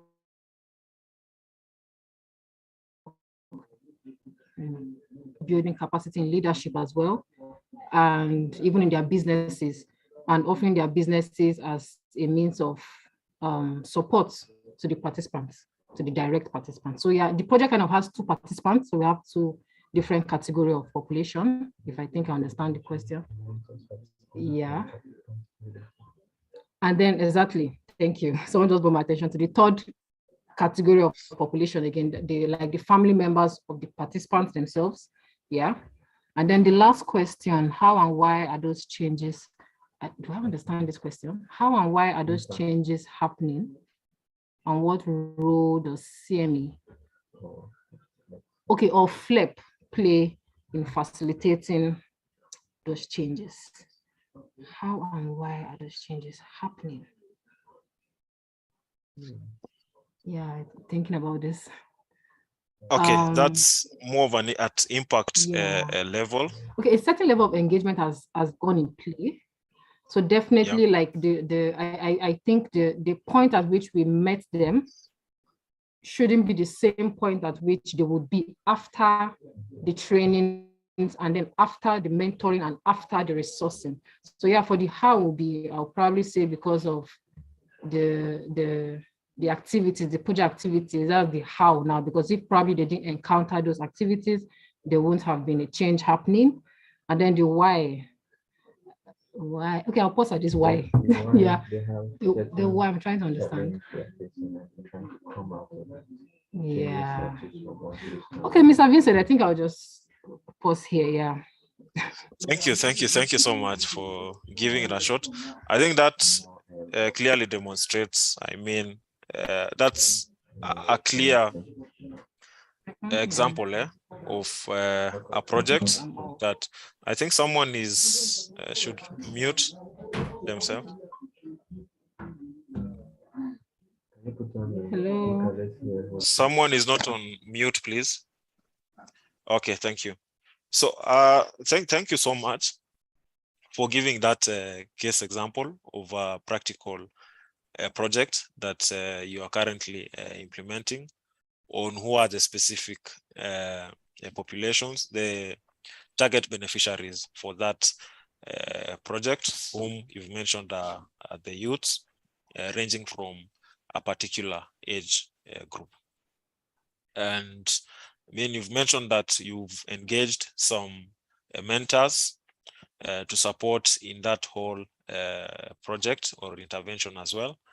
You expect some changes from these populations. So as a result of the interventions that you offer, how and why are those changes happening? That's more of at the impact level.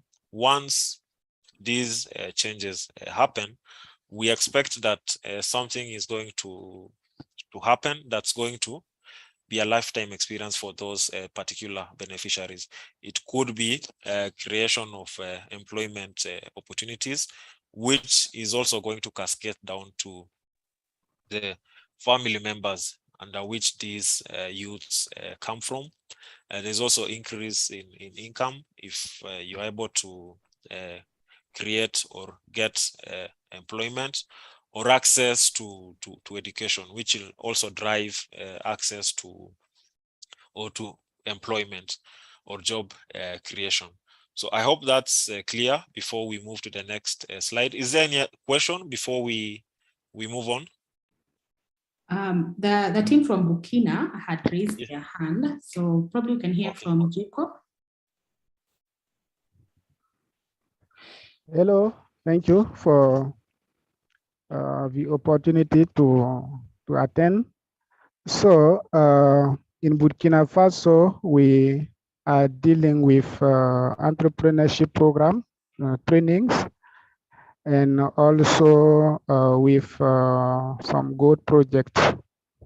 But right now, our focus is entrepreneurship program, training program. So the target population, it is women, we have youth, and we have also other vulnerable people, like in Burkina Faso right now, we have displaced people, internal displaced people, and we have also widows, yeah. And then, the other actors, we have trainers and also community leaders who are involved. And also we have, government, let's say, specific organization like agriculture, actors who are involved in the process of empowering the participants.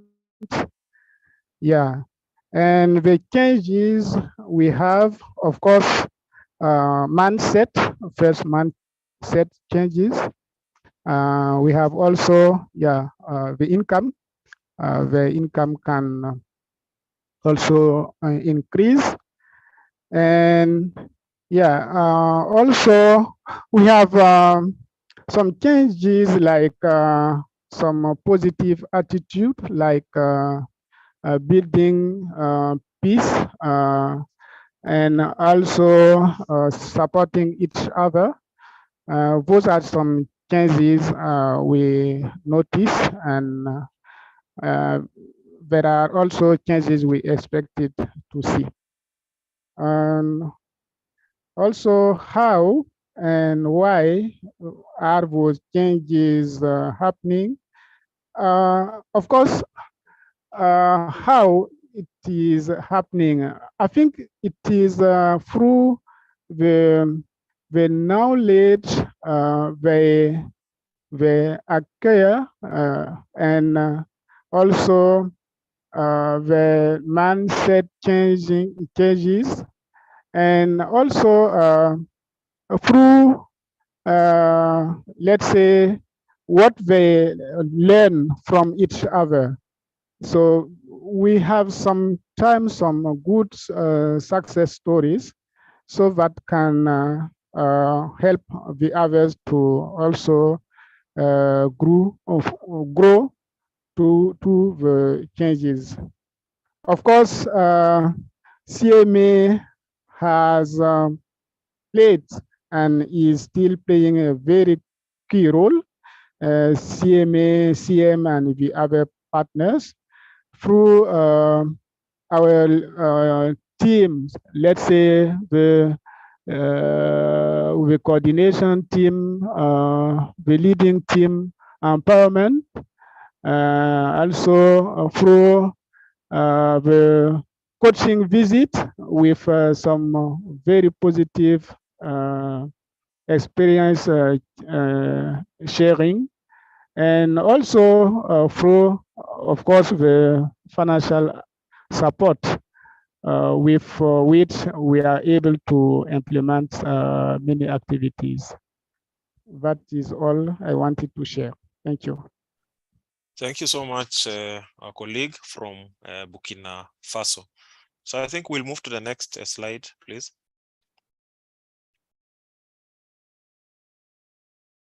So there are some meal principles that we need to take into consideration. For any meal system that we develop, it should be conducive to adaptability. We live in a dynamic world, and things change over time. It should also be conducive to learning and potentially to multiplying impact. The reason why we have the L in meal is for learning. We should be able to pick lessons from whatever implementation we do. We should also have data-driven decisions. So for whatever interventions we offer, we need to pick lessons that are going to be replicated in subsequent projects that we implement. So it's really important that we take into consideration the learning component as one of the key areas in meal. It should also be conducive to adaptation. It should consider ethical considerations. If you are supporting or implementing projects that involve children, let's say who are below the age of 18 years, there are some ethical considerations that are supposed to be considered while handling the children. In terms of handling our data, we also need to handle our beneficiaries' data with ethical considerations in place. In cases whereby we need to de-identify their personal information, like their names, their phone numbers, and their location, it's always important that we de-identify that information. We also need to put in place mitigation measures to ensure that such information cannot be accessed easily by everyone. So we need to have those ethical considerations considered. It should be dynamic and lead to action, and it should also be conducive to gender equality. For whatever meal system we develop, we should take into consideration the gender equality, disaggregate data by gender where need be. As we design our project interventions, we also need to take into consideration gender equality. And I think one of our colleagues they had mentioned that they had a project that was targeting the widows, and in that case, that's one form of ensuring gender equality.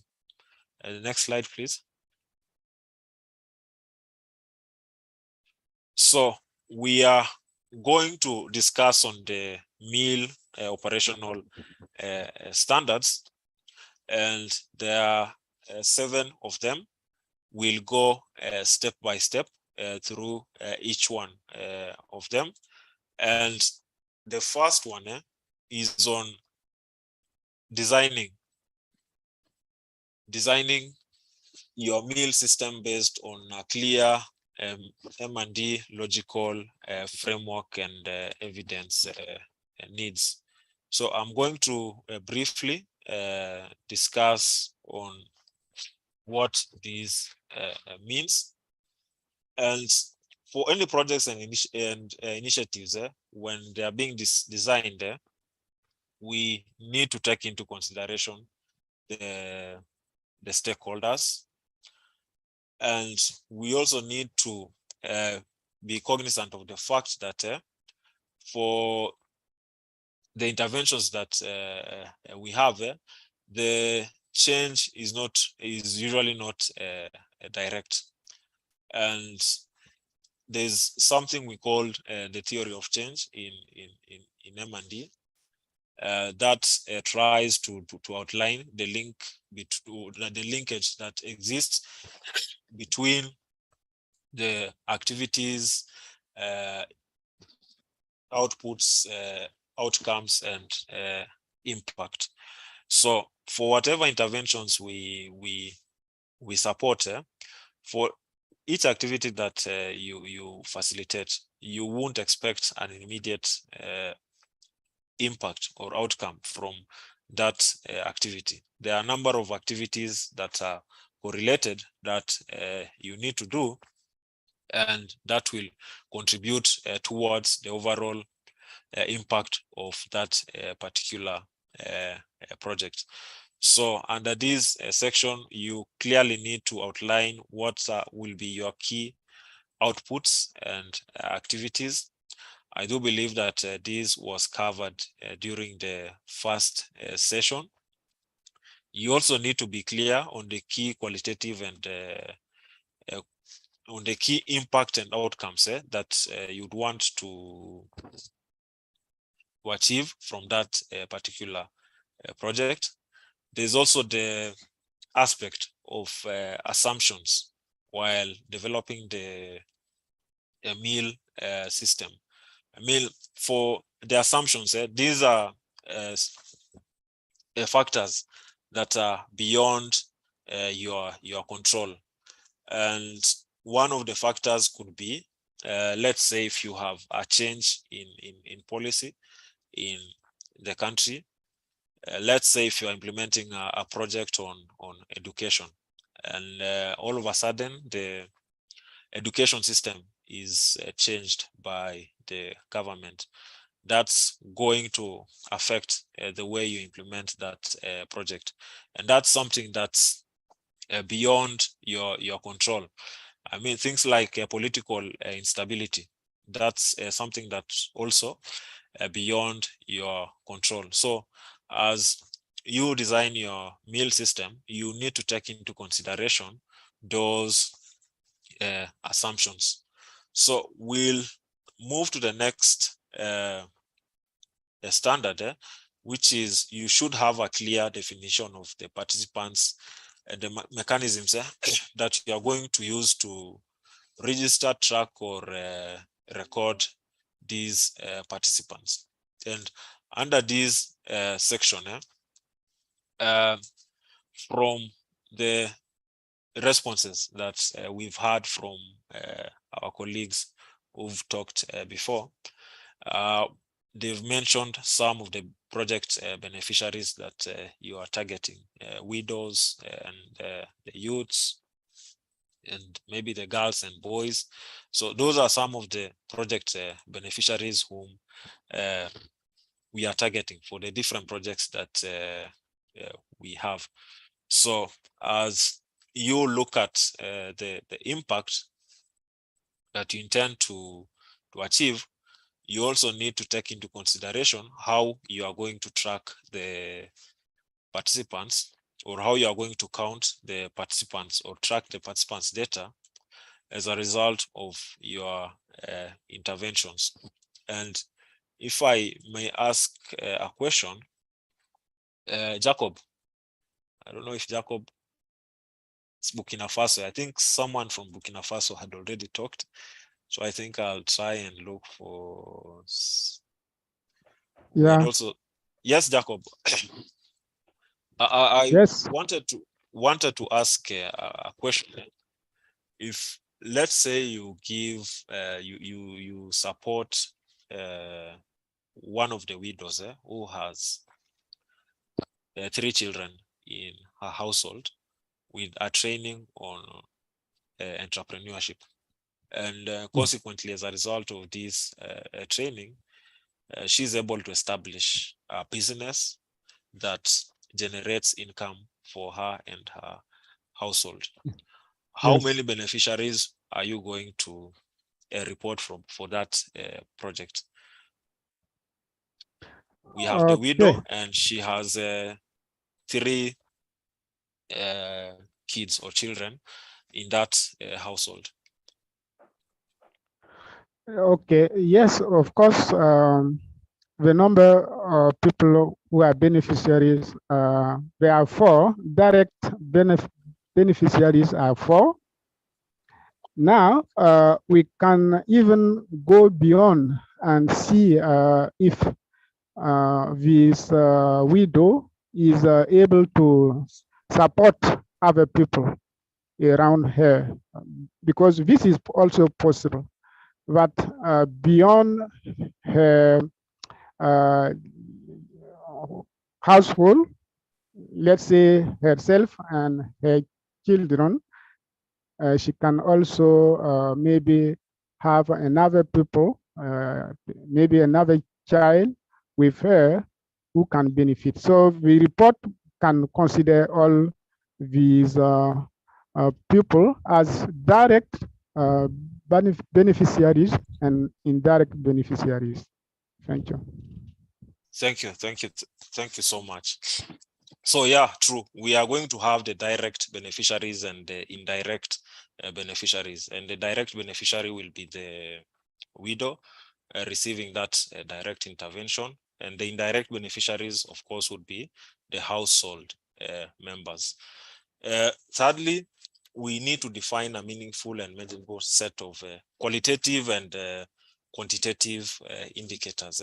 And in this case, just to bring your attention, Bertha has raised her hand. Okay.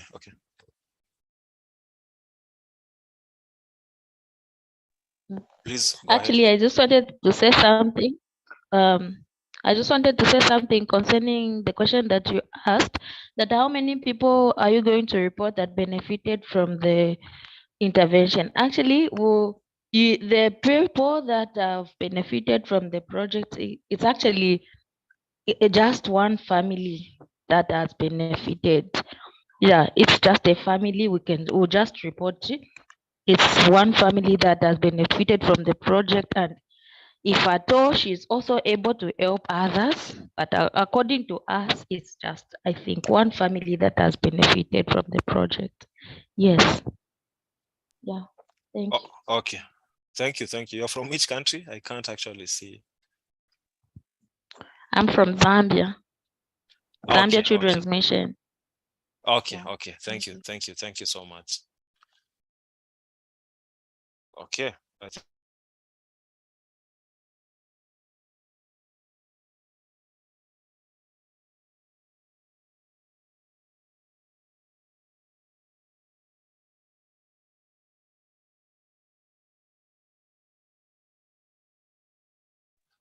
sorry. As you develop your indicators, you need to take into consideration the SMART criteria of the indicators. And for the quantitative indicators, some of the questions that you can have for quantitative indicators are the who, and the what changes are the project beneficiaries experiencing. For the qualitative indicators, these would fall more into the impact and outcome. And for you to be able to like measure these qualitative indicators, you'll need to commission an assessment or an evaluation in order to be able to report on those indicators. So that's one thing that you need to take into consideration. Develop SMART indicators for your impact, outcomes, and outputs. And you also need to specify the method under which you are going to track these indicators. I mean, we have indicators that can be tracked on a monthly basis. What measures are you going to put in place in order to ensure that you collect that data on a monthly basis? And if it's on a quarterly basis, what measures or what method are you going to use in order to track that those indicators? The fourth one is on define the monitoring and evaluation moments and methods that best ensure robust and comparable tracking of outputs, outcomes, and impact. So you need to define the moments, tools, and resources that you are going to use throughout the life of the project or initiative to track outputs from all those key activities being implemented. And while collecting and analyzing this data at this level, the mill system won't generate explanations related to impact or outcomes. It will mainly revolve around the outputs. I don't know if there's any question before we move ahead. Okay. And in terms of evaluation, you also need to like specify the tools and the resources that you are going to use to conduct the evaluations. And it's important to take into consideration that as you conduct your evaluations, you need to take into consideration the OECD DAC criteria, which has 5 key things that we need to look at. That's the relevance, sustainability, there is coherence, and there is also impact. And in terms of evaluations, we have different sets of evaluations. You can do baseline surveys, which are formative evaluations. These are done prior to the implementation of the project. We have summative or end of project evaluations, which are carried out at the end of the project with an intent of assessing the extent to which the expected outcomes have materialized. We also have impact evaluations, which are carried out either during or after the implementation or of a project or initiative. And this is intended to demonstrate the impact the specific initiative that we have has had in the community.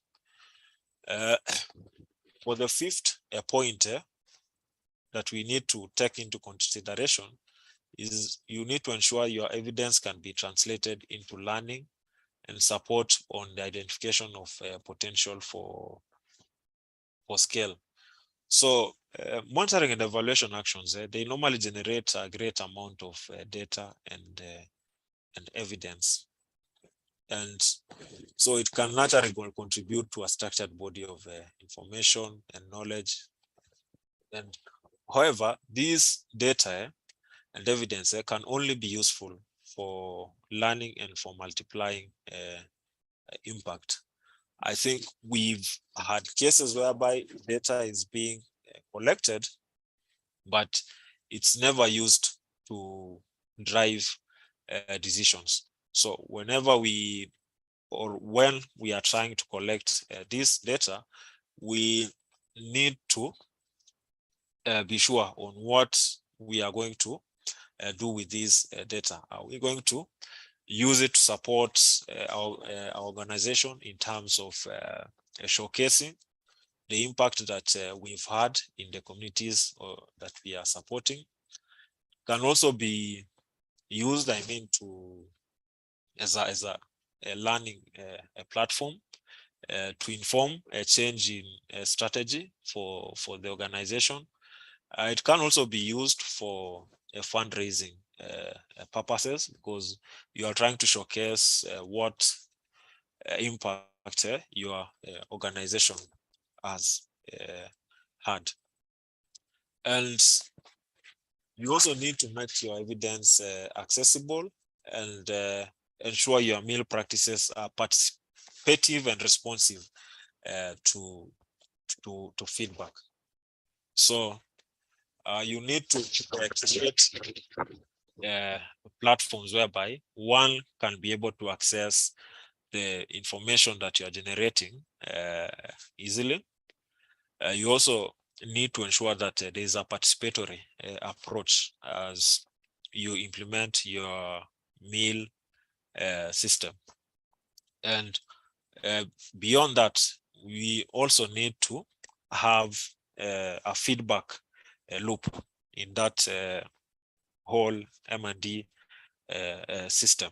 We can create forums whereby the meal teams get to interact with the project team members. So that feedback loop is very important.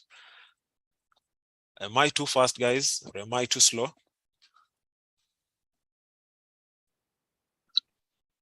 The pace is good. Fantastic.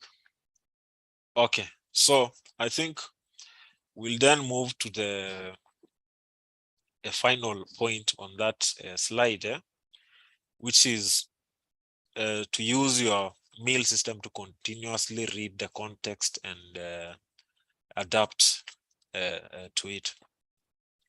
So adaptive approaches, they are increasingly and undeniably relevant to address complexity in the context under which we implement our projects and initiatives. And our capacity to adapt covers many other areas of the organizational culture, maybe the structures, the processes that we have, and the capacities that we have internally in the organization. So under this section, we really need to continuously adapt to whatever changes we have, be it organizational processes or capacities. Move to the next slide, please.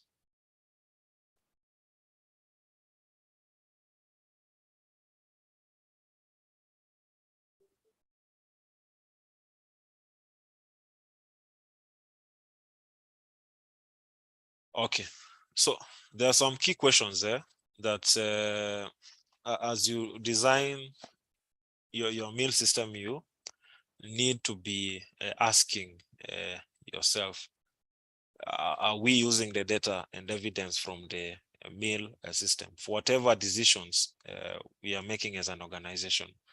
Are we using the data generated from our project interventions? Are our meal activities using the most appropriate processes and tools? And are we collecting solid data and evidence? Are we adequately storing and organizing these data and evidence? Are we analyzing whatever comes out from that meal system?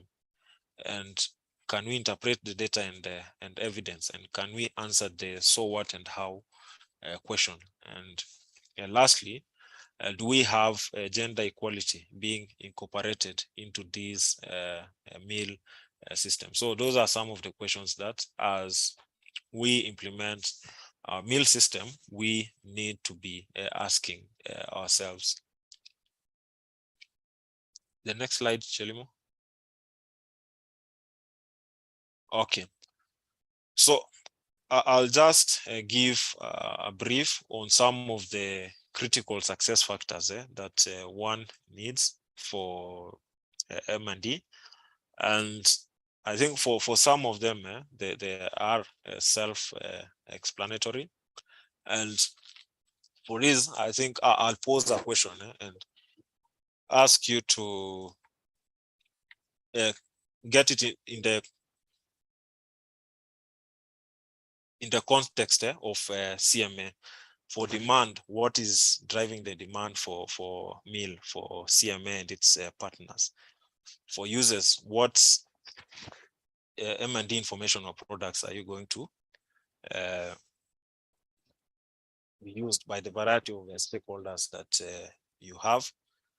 Do you have the support from the leadership? Is there a commitment from the teams? In terms of resourcing, do we have resources available for the meal supporting M&D? There's also accountability, who will be responsible for the M&D system, technical capacity. There's infrastructure to supply the M&D information and infrastructure to use the M&D information as well. There's also oversight and values and ethics, which we had actually mentioned, and also sustainability.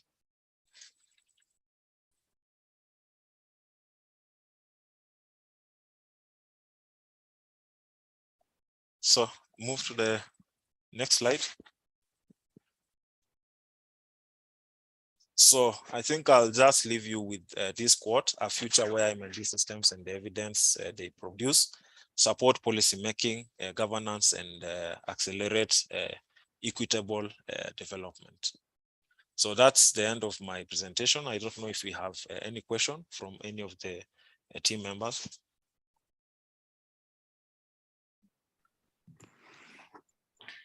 Thank you very much, Vin, for that very enlightening session. Excellent that you have shared with us the 7 main operational standards to describe what is expected, the do's and don'ts in meal. And I was here just also taking notes, learning together. If you have any questions from that session, kindly note them on the chat and we will interact on them shortly. And we'll have an opportunity for me to respond to some of those questions. So I'll give you an opportunity to just write down some of the, any of the questions that you might have at this point.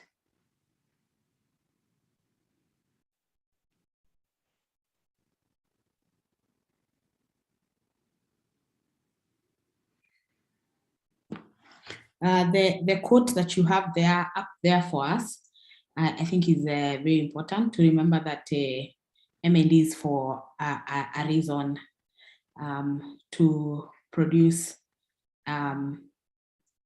evidence that support policy making and governance, and also accelerate equitable development. And that's why we are doing monitoring, evaluation, and learning. And yeah, in this training really is to enhance our capacity so that we can enhance our M&E systems and also the personnel within the M&E field. So any questions this time for Vin that you can respond to?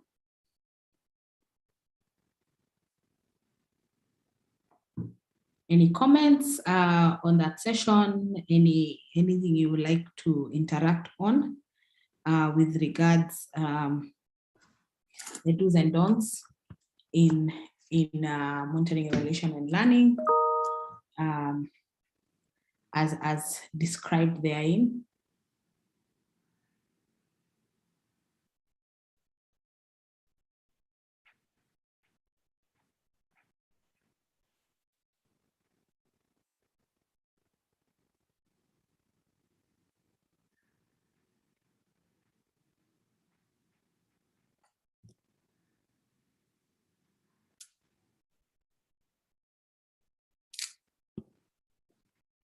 Okay, so if there is no question, again, is to say we will deduce that the session has been very clear and hence no questions from our end. We truly appreciate your time, Vin, and that you have chosen to spend that time with us. So I will give you an opportunity just to say some final thoughts that you would like to leave us with regards monitoring, evaluation, learning. I think from my end, it's been critical to hear that our programs must be conducive to adaptability. It was a great lesson during COVID that we one of our main strategy for monitoring evaluation at CMA was to go to the field and interact with the work our partners are doing. And it was a year of no travel. We had to find ways to interact with the work with the community, and we hence had to change our model for monitoring and evaluation and had more partnership management meetings with our teams at the ground, and they could share more stories and pictures from the community that they were serving, so that there's something to remember. Yeah, we must learn, we must adapt, yeah, and just be in touch with the context that we are working in. The second that I want to highlight from what you have shared is ethical considerations. There are many times that we are very busy to meet donor requirements and sit in a small room, cook some data and miss the point, which is community transformation. So I think that I also note with high regard that we should always ensure data authenticity, data quality, and consider ethical standards. So I will hand to you, Vin, now.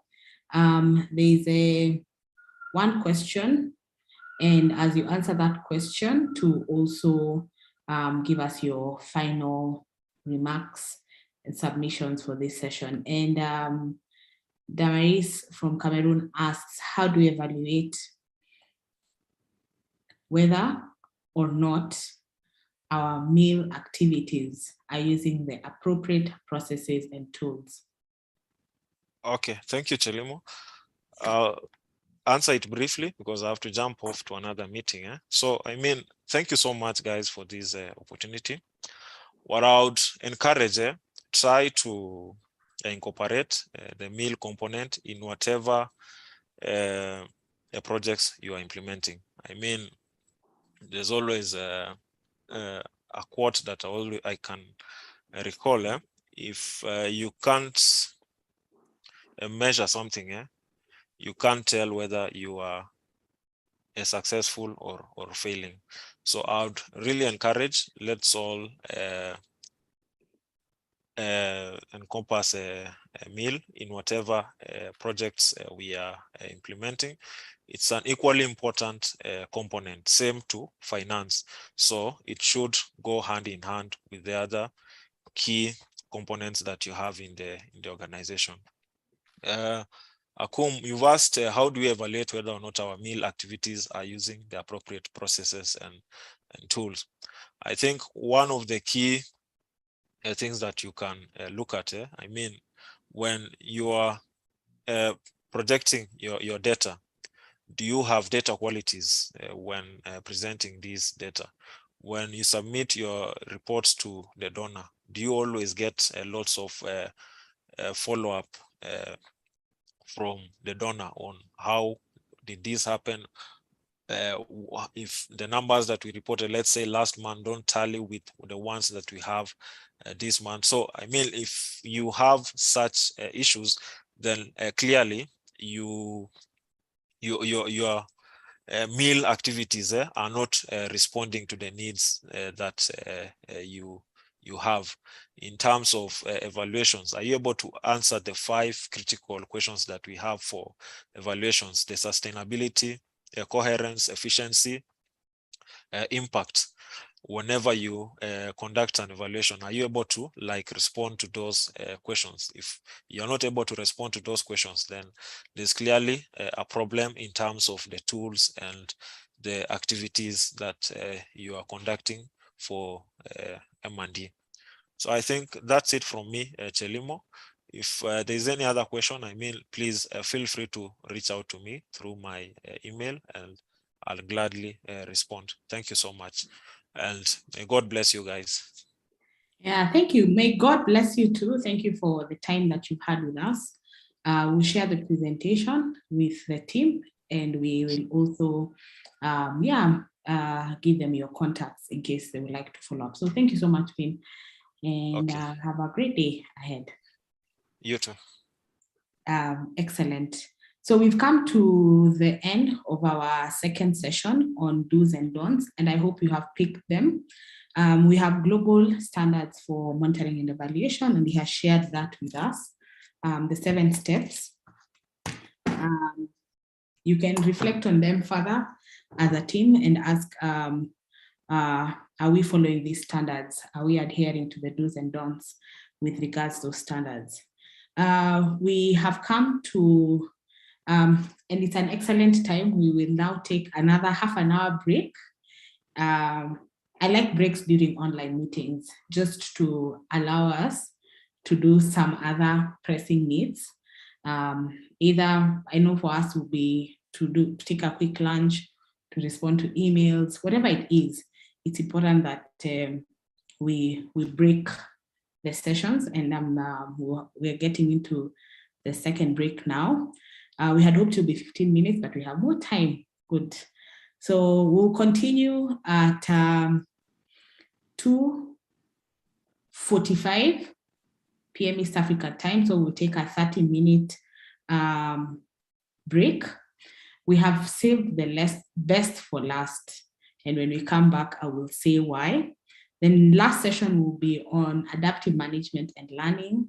As we move towards the thinking of outcome mapping, outcome harvesting, we have had a great push on learning, both from majority of our donors, and that will be our focus for this next session. How practically can we do learning? And the speaker is well seasoned and excited to take us through that last session. So without any further ado, we'll usher us into our next break. See you all at in half an hour at 2:45 East African time. Kindly keep time and kindly do not log off. you can keep your screen on so that you will hear us when we continue to the next session. Talk to you all shortly, and thank you for staying with us till now. Have a great afternoon. See you in 30 minutes. Joy, over to you with the timer.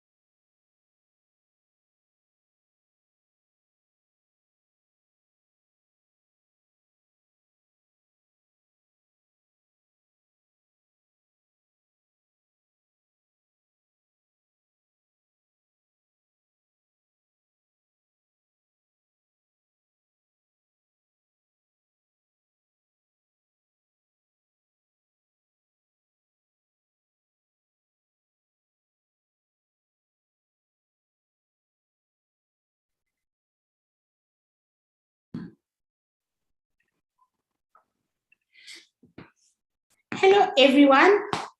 Welcome back to our last session on this why MEL, in line with our strong work.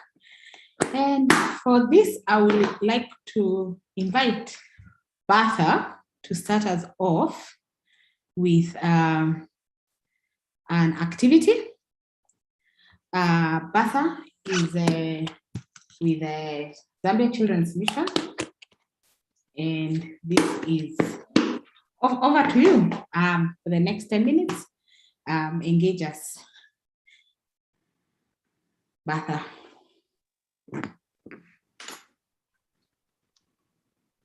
Thank you, Shirley. Thank you so much, Shelimo, for awarding me this opportunity to be part of this session. Yeah, good afternoon, everyone, and welcome back.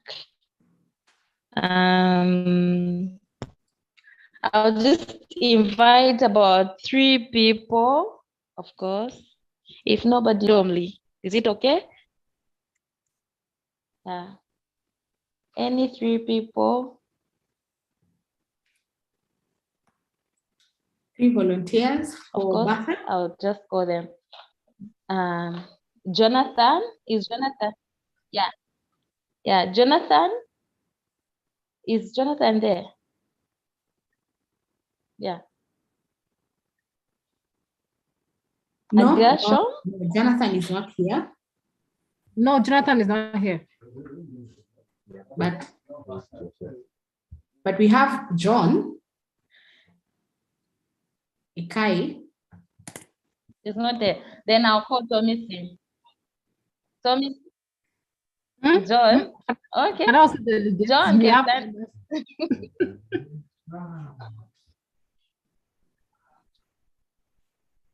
Hello? Are we there? Is everyone hearing me? Yes, yeah. John, how are you, John? I'm getting you clear. Go on. I can't get you clear. I'm getting you clear. Please go on. Okay. Thomasin, are you there? Yes, I'm here. Okay. I'll ask you to... Oh, Thomasin, you're going to share a joke that is going to make everyone laugh. You understand? And John... Wow. Can I call the only one on our team to represent Tommy, us? are you getting me, Tommy?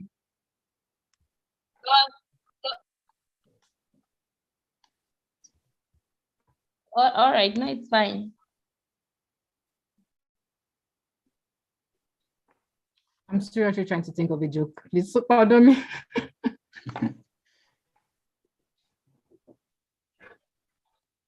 Okay, as you are thinking about the joke, I've got something to say. There was in a small village, there was a very big river beside the village, and then in this village, on this river, big river, there was a tree, an orange tree there. And on the orange tree lived a monkey there. So whenever people tried to cross to go and get the fruits, they couldn't manage. They tried, they couldn't manage. So my question is, what did they do to get the fruits to get the oranges from the tree? Anyone with the answer?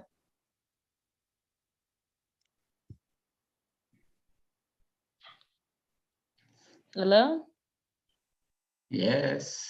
Maybe you may repeat the question. Shelimo.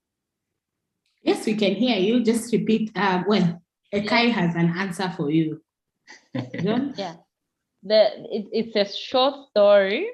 I think the best thing to do, Yes. the best thing is Yes, to do is Ekai. think the best thing to do is can to go take a stone and draw it towards the monkey, and then the monkey will definitely draw the oranges to the guys. Are you getting it? Did you get it? Yes, we had you. We're just waiting for Bertha to confirm. Yes, yes, I've gotten it. Okay. Anyone else with a different answer?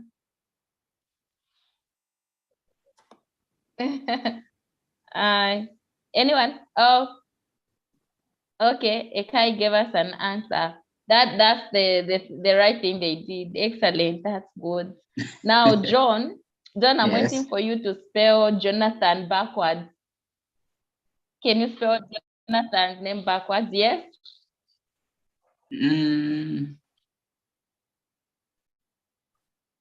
I'm waiting. John.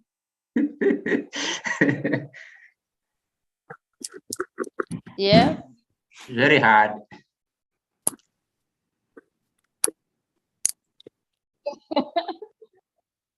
Can you spell Jonathan's name backwards? Joe. I can try. Jonathan, you spell it backwards. It is Nadonoj. Okay, yes. Just spell it. N-A-T-A-N-O-J.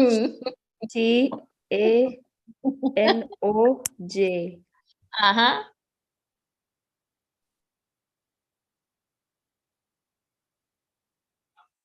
Okay. Well tried. Anyone else to try?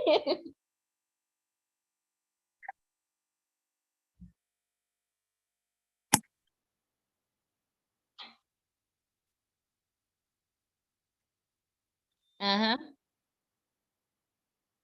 I think that was correct, right?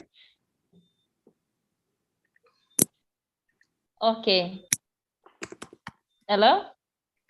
Yes, we can hear you, Bertha. Okay. Yeah, did you put O before J? Yeah, did you put O before J? Joy? Yes. Joy. Joy or John? Yeah, Okay. O comes before J. Yeah.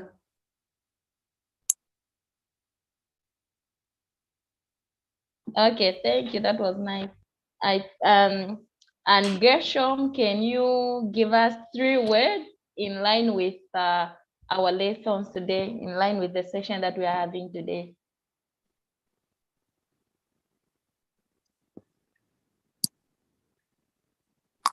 Yeah, 3 words that are in line with what we are learning about today with today's session. All right, thank you, Betha. We are learning about monitoring, research, learning, and evaluating our work.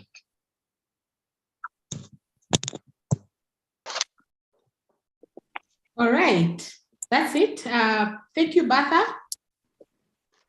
Betha, I've had Gershom pronouncing it. All right, thank you. Better. Thank you very much for engaging with us in that session. And now we have come to our next and last session. As I mentioned to all of you, we have saved the best session for last. And I'm very excited for this final session. We so far have covered the meal concepts and tools and have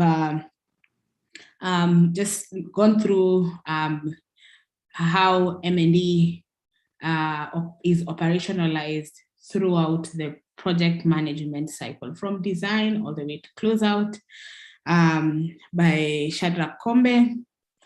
That was excellent. Just before we went on break, we have gone through the do's and don'ts of MEL. reflecting on the monitoring and evaluation operational standards, the global standards, and we went through 7 critical aspects of the standards and discussed what we should consider as crucial, and including what conducive environments we should have in that regard. In this final session, we will be talking about the practical ways that we can have learning within our work, and also to reflect on the role of learning and adaptive management in MEL. To take us through that session, allow me to introduce the presenter for this final session. The presenter for this final session is Joram Njoroge Kibigo. In part-time, Joram Njoroge Kibigo works as the Country Monitoring, Evaluation and Learning Lead for Masiko, Nigeria. He leads a team of MEL practitioners in building insight and learning from evidence, unpacking complexities to accurate possibilities for sustainable change. He is a full-time husband to Chelimo Njoroge, father to Achamin. He's also a son, brother, and many more. He believes in usefulness as a principle and sees his role as an enabler to systematize and simplify ideas through participatory approaches.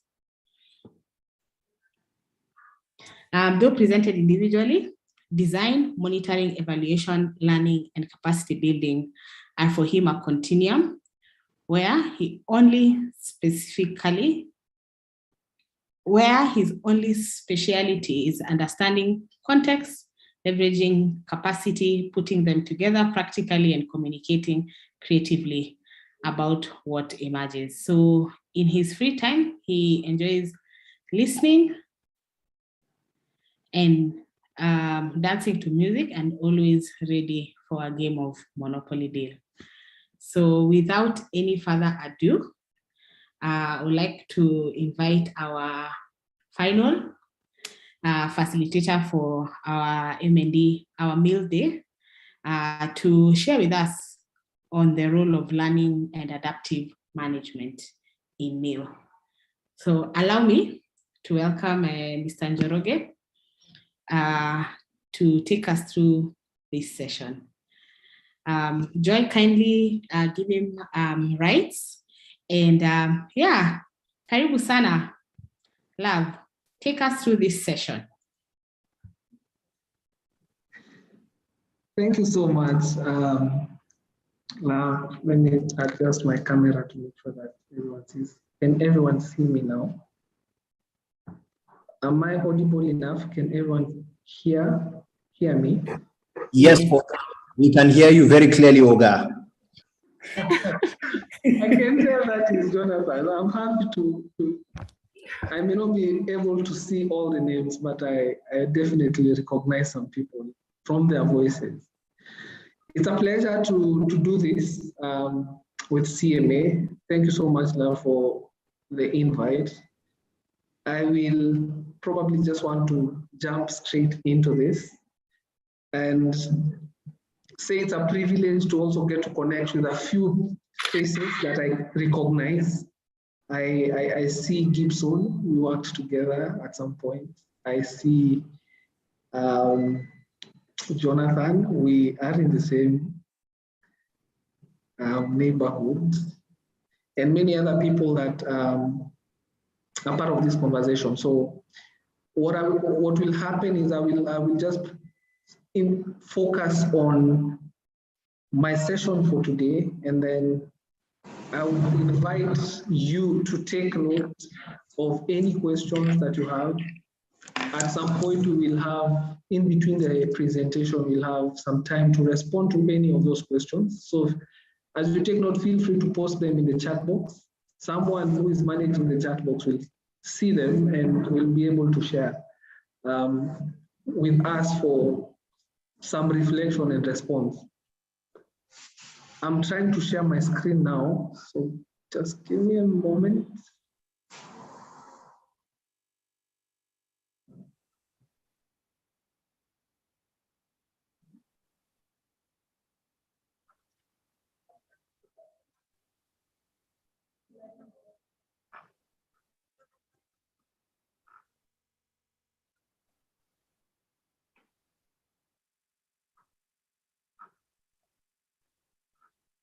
Can you all see my screen?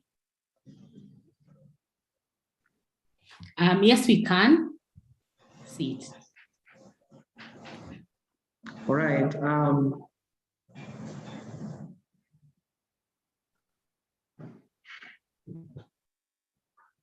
Okay. I think we can jump straight in. I won't belabor. Chelimo said, Joram is my name. I'm happy to build on what Vincent and Kombe have already shared. And we'll just begin by outlining the areas that I would be happy to cover. So we will be looking at M&D for learning, what this is, and try to understand some concepts. Sorry.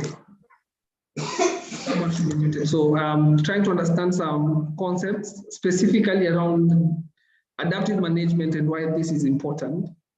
We will look at how to contextualize learning for adaptive management, and the common tool or the approach that has always been used is the learning agenda. And then we will reflect on some of the best practices on rolling out learning plans. What are actually some of the learning questions that we hope programs team should be able to leverage. And so, like I said, feel free to post your question at any one point. In the chat box, someone will be able to identify that, and we will have some time to reflect more about that. I wanted to start by understanding, I know this might have been shared, but someone can just unmute and share with us what is their idea about learning. Anyone? I'm happy that I can see some people, so I know I can also call on people here to respond. You better volunteer yourself before you're called. Anyone, what is learning?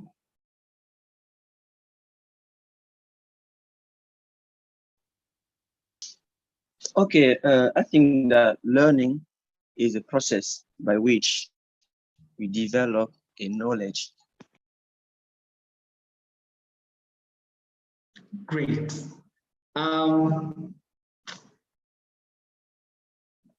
will build on that and just summarize that it entails everything that allows you to generate, capture, analyze, and share information and knowledge from a wide range of sources.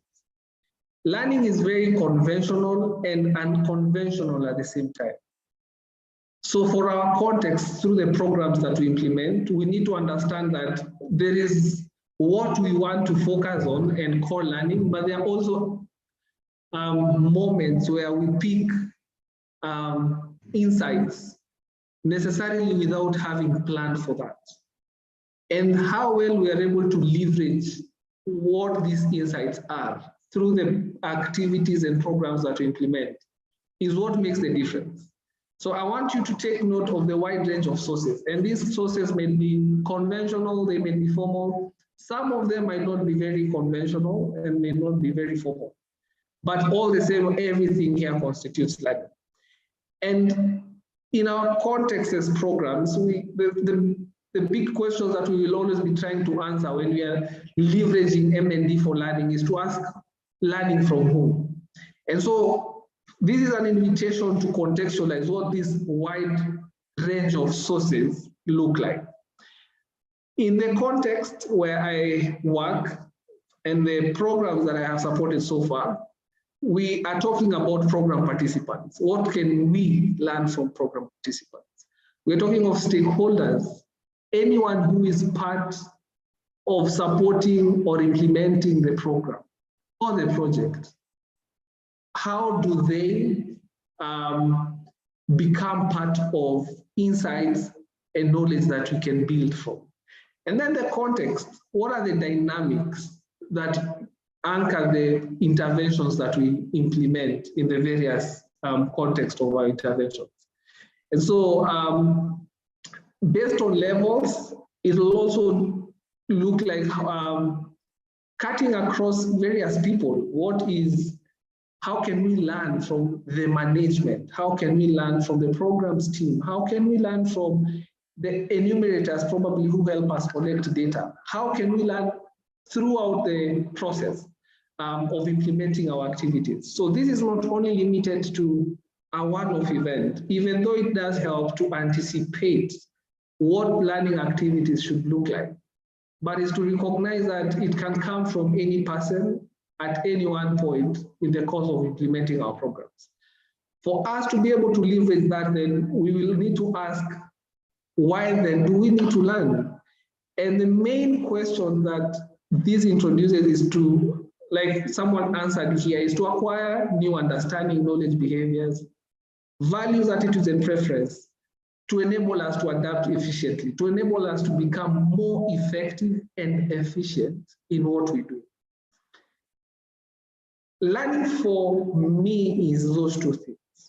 It's how well you're able to use what you have effectively to achieve the desired goal, and how fast, considerate, and keen to the resources that you have are you able to leverage what you have to ensure you achieve that end goal. We will see how that looks like in the future, in the next slide. But the goal here, learning for adaptive management, is to make sure that we have evidence and insight to make relevant adjustments in our programs or operations, how we do them.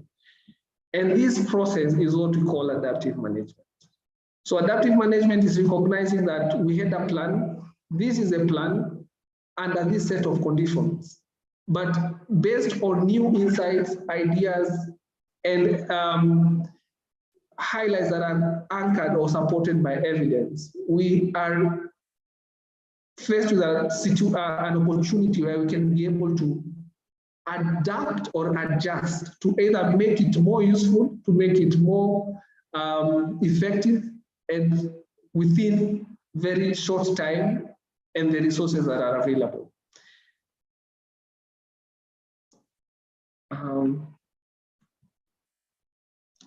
So I would want to focus a bit more on the process. I think Kombe or Vin might have gone through the entire program management cycle. And for this session specifically, we would like to understand how then does learning runs through all these cycles of program management and implementation.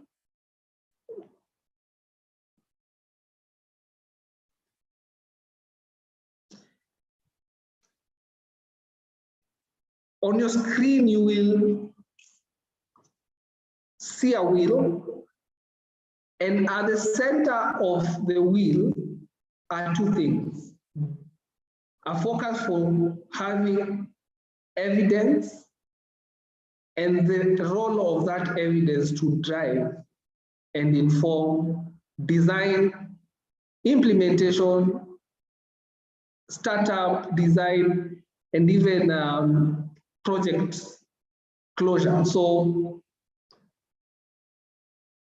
I would want you to reflect with me on what are some of the key learning activities that must be considered in the process of implementing a program or across the cycle of programming, right from design to planning to implementation to monitoring to even closeout.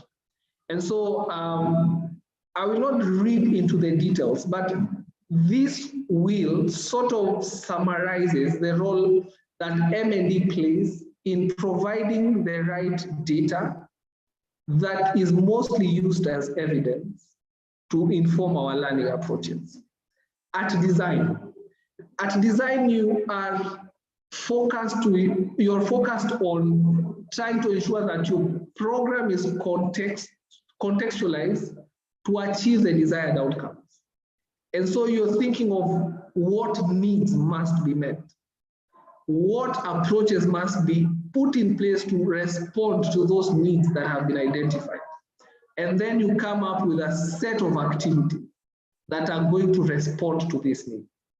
The assumptions you're making there is if we operationalize this set of activities under these conditions, then we are on the right track to to achieve certain outputs, which when generated sufficiently will contribute to the sort of outcome that you want to see.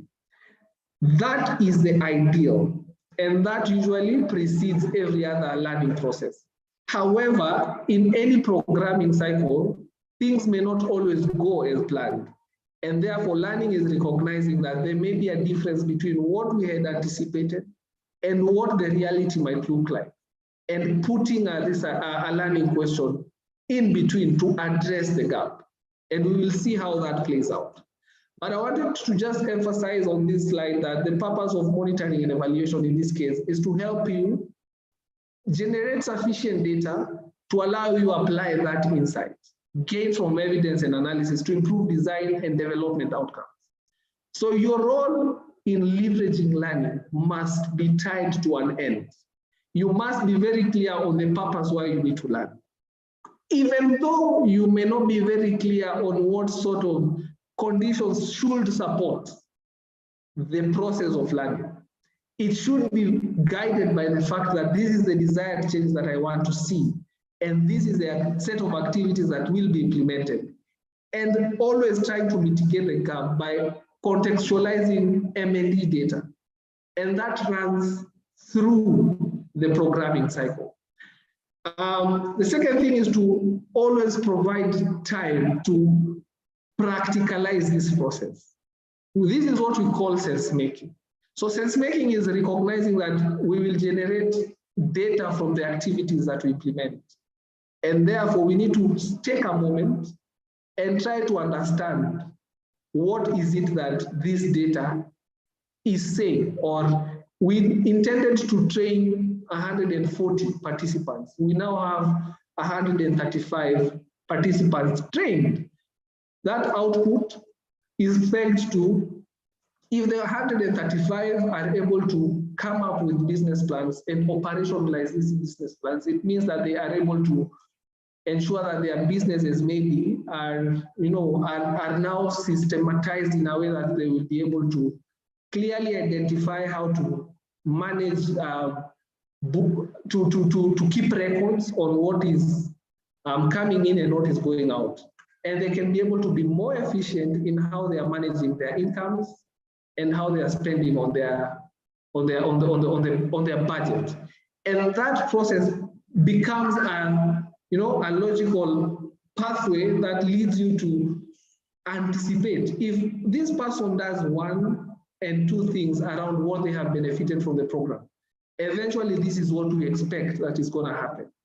And so being able to follow that logical pathway, guided by the program logic, what constitutes what company might have shared as a results chain or results framework or a theory of change. Then you are able to peg some learning questions to provide opportunities for you to always review and make sense of what you're seeing. So you can only be certain or you can only be convinced that you are on the right track if you spend or dedicate some time to actually go through the data that is coming from the intervention activities that are being implemented. And like I said, learning is about how well you are able to utilize data towards making or maximizing the outcomes that you want to achieve, but within the limited resources of time, of budget, you know, and even the scope that you can actually implement, and ensure that it drives and maximize the goals or the purposes that you want to achieve. So if the knowledge you are generating through M&E is not yet contributing to how well you are able to make these decisions about how you implement your program and how you take decisions about how the program should be managed, then we must be able to go back and look at how the M&E system that we're using has been set. And I would like to use a photo to showcase this. I will want someone to tell me to just look at the picture before the picture on the screen and tell me what do they make out of those two pictures taken in 2010 and 2020, considering what we have spoken about: decisions, adaptations informed by learning. So I'll give you like 30 seconds to just take a pause and share with us, and I'd invite 2 to 3 comments. You share with us on what you feel or you think about the picture that you see on the screen. Any takers?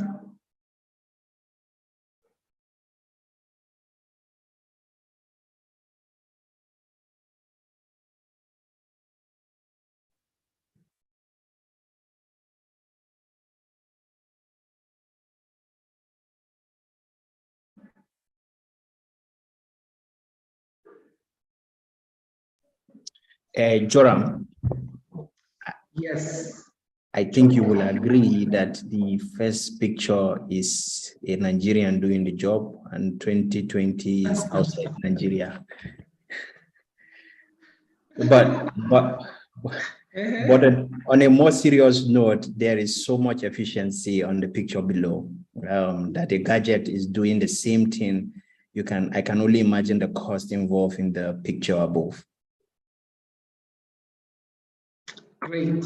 That's a good way to look at it. So the goal is still the same. We have not, I think it's the goal is to have an aerial view, but the process and the approach is slightly different. Any other reflections? Let me draw your attention to the chart. There's one observation. Yeah. Are you able to read it all? Technology has rapidly developed and caused so much changes in the way people do things. That's a really good reflection. So I want you to think about effectiveness, efficiency, and the role of technology. I think I will combine those two. And I would want to also invite any reflections around how things then needs to be done, especially considering personnel. So this is one of the photos that I got online on a platform called Sarcasm. And for me, it really resonated with how efficient we are able to leverage learning and make adaptations based on insights that we build from evidence, processes, activities within a span of time. Another observation on the chat from Nakabo in Burkina Faso. Perfect. I can say that in less than 10 years, 3 people lost their job. The pilot, the cameraman. Actually, that's it. So if you reflect with me, the cameraman and the pilot lost their job. But are we still achieving the goal intended for for this task. I think we are still on, I can say that we are still achieving the same goal, but we have made it more efficient in how we are leveraging resources. We have made it more efficient in how we engage with resources that will enable these tasks to be achieved. And that can only be achieved through a process that I would want to call adaptation. So if you are not able to get everything, the one thing that I would, my prayer is that one thing that you get out of this session would be how well you're able to adapt. And adaptation here is across various levels, as an organization, as an individual, as a program. How well you're able to adapt based on the insights, based on the evidence, based on the data that you have, has an implication on your program effectiveness, has an implication on even your program resources. How well or how efficient you're able to spend in supporting a specific intervention.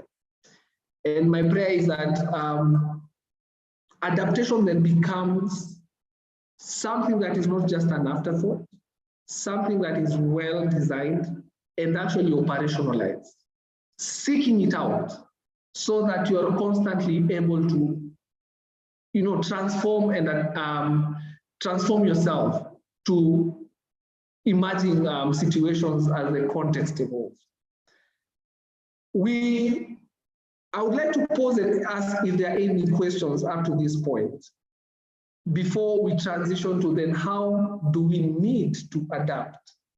What should be the process, especially within programming, that will enable us to adapt much more efficiently, and just share a few insights and practices around the whole process of guiding a learning and adapting process.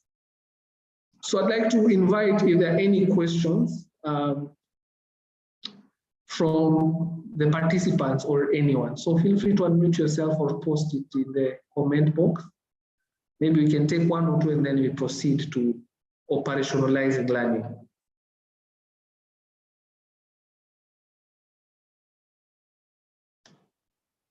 As you reflect, I'd like to read B's comment that this picture shows how the world is now developed. The same work which was done in 2010 with so much stress is now done with ease.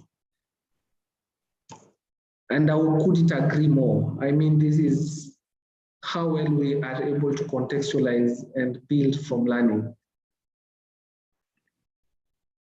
All right, always feel free to post your question. I'll be happy to respond to those and as many as I can.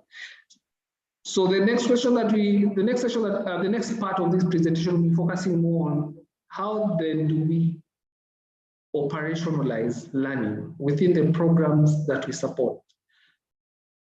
And one of the things that I wanted to introduce or just share and get to hear your thoughts is a learning agenda.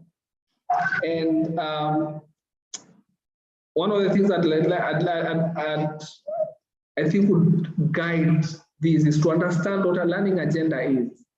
Remember the intentionality that has been reflected on the comments box, recognizing that what was done 10 years ago with a lot of stress has now been made so much simple. That requires a lot of intentionality, that requires a lot of willingness and flexibility to adapt, which is sometimes also costly, but we can look at how then that can be contextualized through our programs. So I would like to introduce a learning agenda. And for me, a learning agenda is a set of questions related to the program that when answered makes the program more contextual, adaptive, successful, impactful, sustainable, equitable. Think about the objectives of that program and everything else that can be achieved by answering this question. And it includes learning activities. They may require budget, will involve people, implemented within a specific time frame, and carried out through very specific methods to achieving a common purpose. I will be able to share a sample of a learning agenda for one of the programs that I am supporting here in Nigeria. And we will explore how that learning agenda then meets all these preconditions. So eventually the purpose of your learning must be captured in what is called a learning product. The deliverables of what learning should look like are captured in a learning product that ideally should be utilization focused. So it's recognizing that you need this for this purpose, and therefore you're curating a specific to achieve a specific end, to answer a specific question. My recommendation is you should only focus, because there are so many questions that you will always come across as you implement your programs. But you need to be able to prioritize those that can only help you make decisions and apply those decisions to making the program better. So if you don't, if you need to remember one thing about the learning agenda, is those three components. What questions are you trying to answer? What activities do you need to put in place to contribute to those questions? And how do you demonstrate outputs of those learning activities?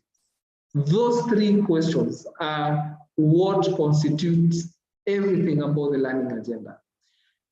We have sophisticated processes that might want to even operationalize methods for collecting data to contribute to production of those products. But on the bare minimum, it is important to always remember that your learning questions must be prioritized and operationalized through a set of learning activities towards achieving specific learning deliverables that we call learning products. This is where I would like to introduce what then a learning plan which operationalizes the learning questions should contain. So we have specific things that I will want to show, and we'll have an opportunity to share a sample of the learning plan. I want to just clarify that the learning agenda constitutes of the learning questions, the learning activities, and the learning product. And the matrix that operationalizes all that is called the learning plan. The learning plan contains specific components. These are the components that we will want to focus on for this specific session, so that as you live or consider building on your learning strategy, or a knowledge management and learning strategy, or a learning agenda, then you can be you can always remember that as long as you're able to meet, you know, those three components, those three focused areas of learning questions, learning activities, and the learning product operationalized through this learning plan, then you should be on the right track to achieving your learning objectives. So I want to share an example of a learning table that consolidates all these things together. There is a sophisticated version of this. Maybe I will be able to just showcase one that we are using in our context. But most important is your learning question. And your learning question, how then do you generate your learning question? Your learning question comes from understanding your theory of change and the pathway of change that your intervention is trying to contribute to. So you have the overall outcome, the desired outcome that you would want to see. For example, you would want to see healthy Africa, empowered communities.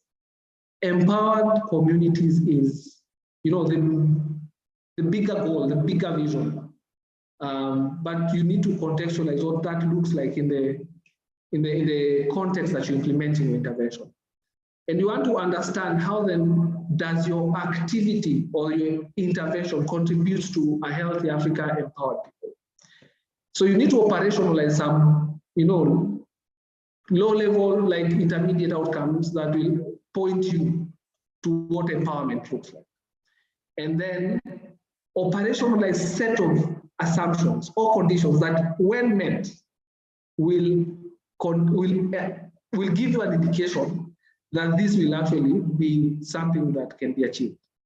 So notice the conditions here, because learning is about contextualizing these conditions or constantly reviewing assumptions that must hold for this outcome to be achieved. And therefore, you need to be able to prioritize what are the difference between your desired outcomes and the set of outputs generated by the intervention. The difference in whether your outputs are sufficient enough to contribute to these desired outcomes is where your learning questions should come. So you are sure that if I did this, then I will achieve this. And if this is achieved, then it will lead to this. And if this is achieved, then ultimately this will be realized. However, at this point, you are seeing you have insufficient detail about how well your output should be able to contribute to this next step. And therefore, you want to understand, how can I either strengthen or enhance my outputs to contribute more effectively and efficiently to the desired outcome. It has a component of time, and you need to be able to constantly reflect, what do you need to see for you to be able to make adjustments. So it's being very also keen to constantly leverage data on a regular basis if you are to be able to understand the full picture and what needs to be adapted to contribute to the bigger picture. The learning product, like I said, is what helps us to contextualize the purpose. And we will see some of the things that we want to put in place as a learning question can only maybe should focus on profiling what is working in this, what is working well in this context. And as such, your main purpose here becomes trying to synthesize and identify factors that will help your program implement effective activities towards the desired outcomes. Some of the objectives here might actually be to measure results. You want to measure your impact. And that becomes the purpose or the objective of your learning question at this end. Some might actually it might include trying to come up with a policy or an advocacy ask. And so you're operationalizing a set of learning questions to be able to contribute to an advocacy goal, or you want to provide more evidence towards advocating something. And we will see it is important for you to be very clear about what this learning question needs to achieve at the end of the day. Your learning activities, like I mentioned, will be the set of intervention activities that you want to prioritize to be able to ensure efficiency and effectiveness is maximized. And so will we need to have a quarterly review meeting with participants to understand progress data? Do we need to commission a needs assessment to refine further what are some of the priorities in these communities? Do we need to layer interventions or sequence them in a way that will help a smooth transition between community, how they access this resource. Again, that will constitute all the activities that needs to be mapped out to contribute to that learning question. And then the responsibility person will, it is important to define who is responsible and the enabling factors that should help the person responsible to achieve the results intended to contribute to the learning question. And then the learning products, we have mentioned maybe a policy brief, we have mentioned maybe a fact sheet, we can have a case study that will tell what actually works in this context. And then you need to have you need to always ensure that it goes to influencing, or it lands into the people that will need to make decisions or utilize the findings towards contributing to strengthen the program. So this is just like a very high level summary of what your learning plan or what any learning plan that seeks to operationalize a learning question should look like. And an example on how that has been done is shared here.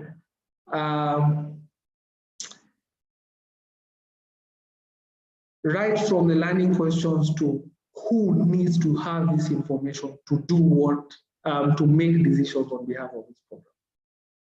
So again, I will not belabor all of this, but I would want to just reflect on having considered what a learning agenda is, having considered the key components of a learning agenda, having looked at how then do we operationalize learning into our programs. I would like us to reflect on what are the best practices, what are the sort of characteristics that would make any learning agenda sufficient to operationalize learning at a program level. This will be my last slide, and then I will be happy to take any questions or clarify any other concerns that you may have. So if nothing, you just need to have your learning agenda adapt to the FAIR approach. In other words, it should be very flexible, and we are constantly learning. At any one point, I did mention that there is what we plan, and then is what the context again determines. And therefore, your learning agenda should be flexible enough to enable the team to refine and update priorities based on contextual circumstances. This is very important. And at the end of the goal, learning is not an end goal in itself. It's a means that enables you to achieve the goal. And it should be effective to the extent that you feel your goal is actually meeting the right standards of effectiveness based on what it seeks to achieve. It should be actionable. You need to be very practical to the fact that things will change, and identifying current and future decision points is very important to be able to ensure that you anticipate that things might change, and therefore your learning priorities might actually change. It is important to always, there is a tool within the learning plan that captures how things evolve. We call them a pivot log or a change log. So a change log is something that sort of tracks. This is what we observed, this is what we were able to assess and verify, and at this one point. But after 3 months, this has already been overtaken by events and things needed to change, and therefore we are adapting this approach. It is important that document those steps that need to reflect how learning is evolving in the process of implementing your program. It needs to be inclusive. Our definition of change might be part of what the community sees as change. It may not be wrong, but we need to understand at what point does this change occur and who defines what change should look like. And therefore obtaining buy-in from participatory approaches with key stakeholders early as you develop your learning agenda is a commendable process. Just like any other programming activity, I think before we embark on active implementation, it will be important for us to understand that we implement in a context where participants are also part of the program and therefore participate in defining what changes or what change should look like from where they sit. If this is to be sustainable, then it has to first, be considered effective from the lens of the participants.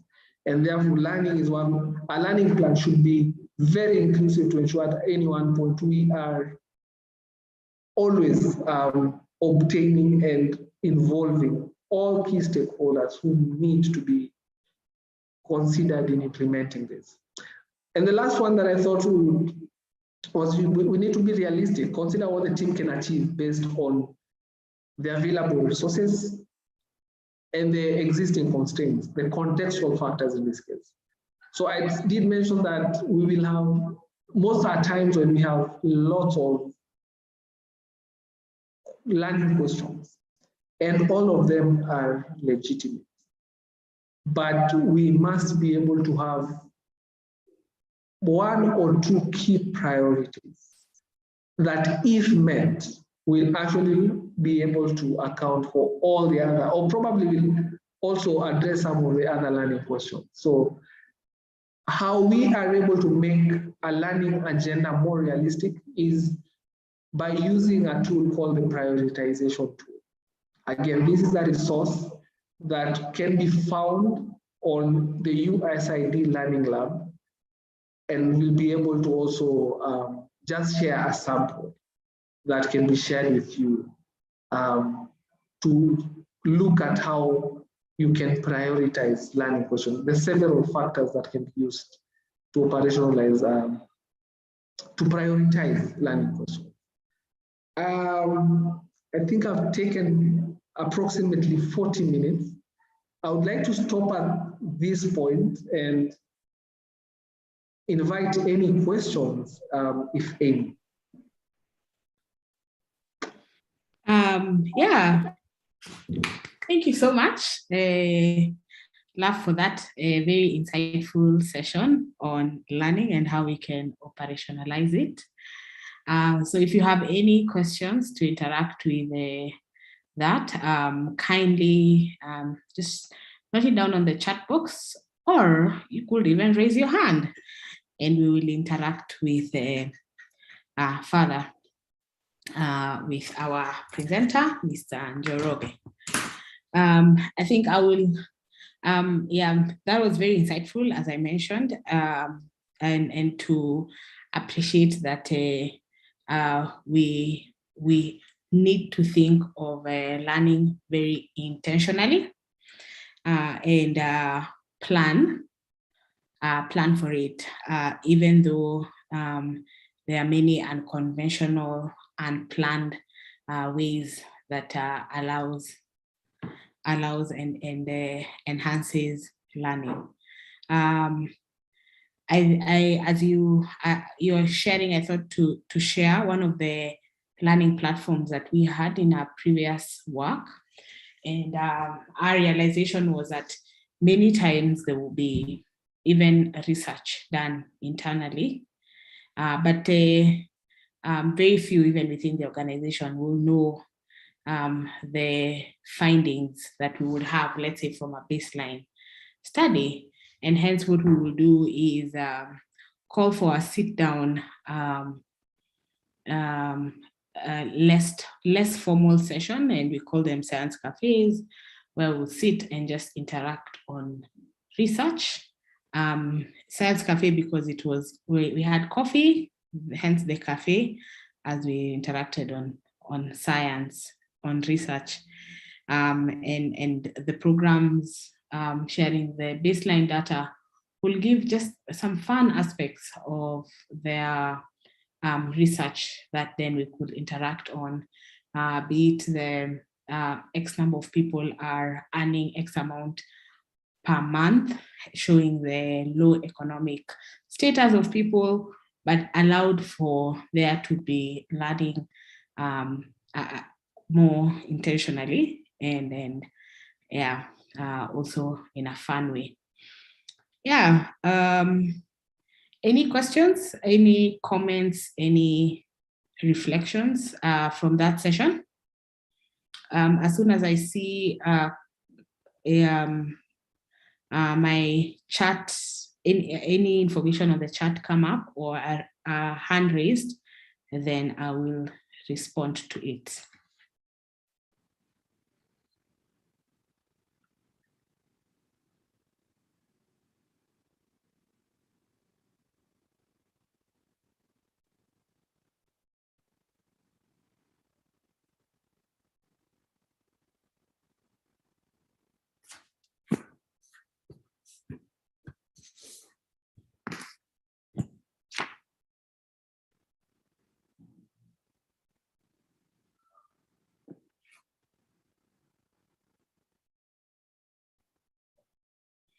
Okay, I have not noted any question so far on the chat, and that could be a great indication that we have all understood the session, as that has been similar to the other, similar to the other previous sessions. Thank you very much, Mr. Njoroge. I will shortly be giving you an opportunity to give your final remarks or final take on the session on learning and adaptive management in MEL.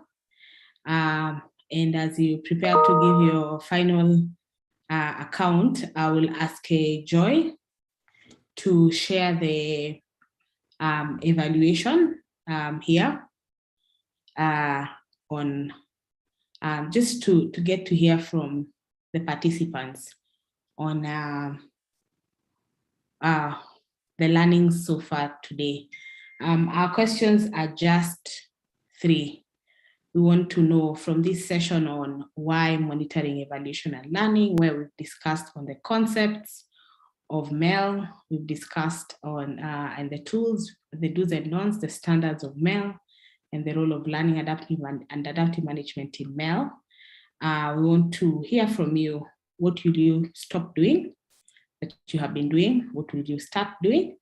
And also to hear what will you like us to interact in the last session. So with your gadget, kindly gadget you're using or an extra gadget, you can log on to menti.com, menti.com.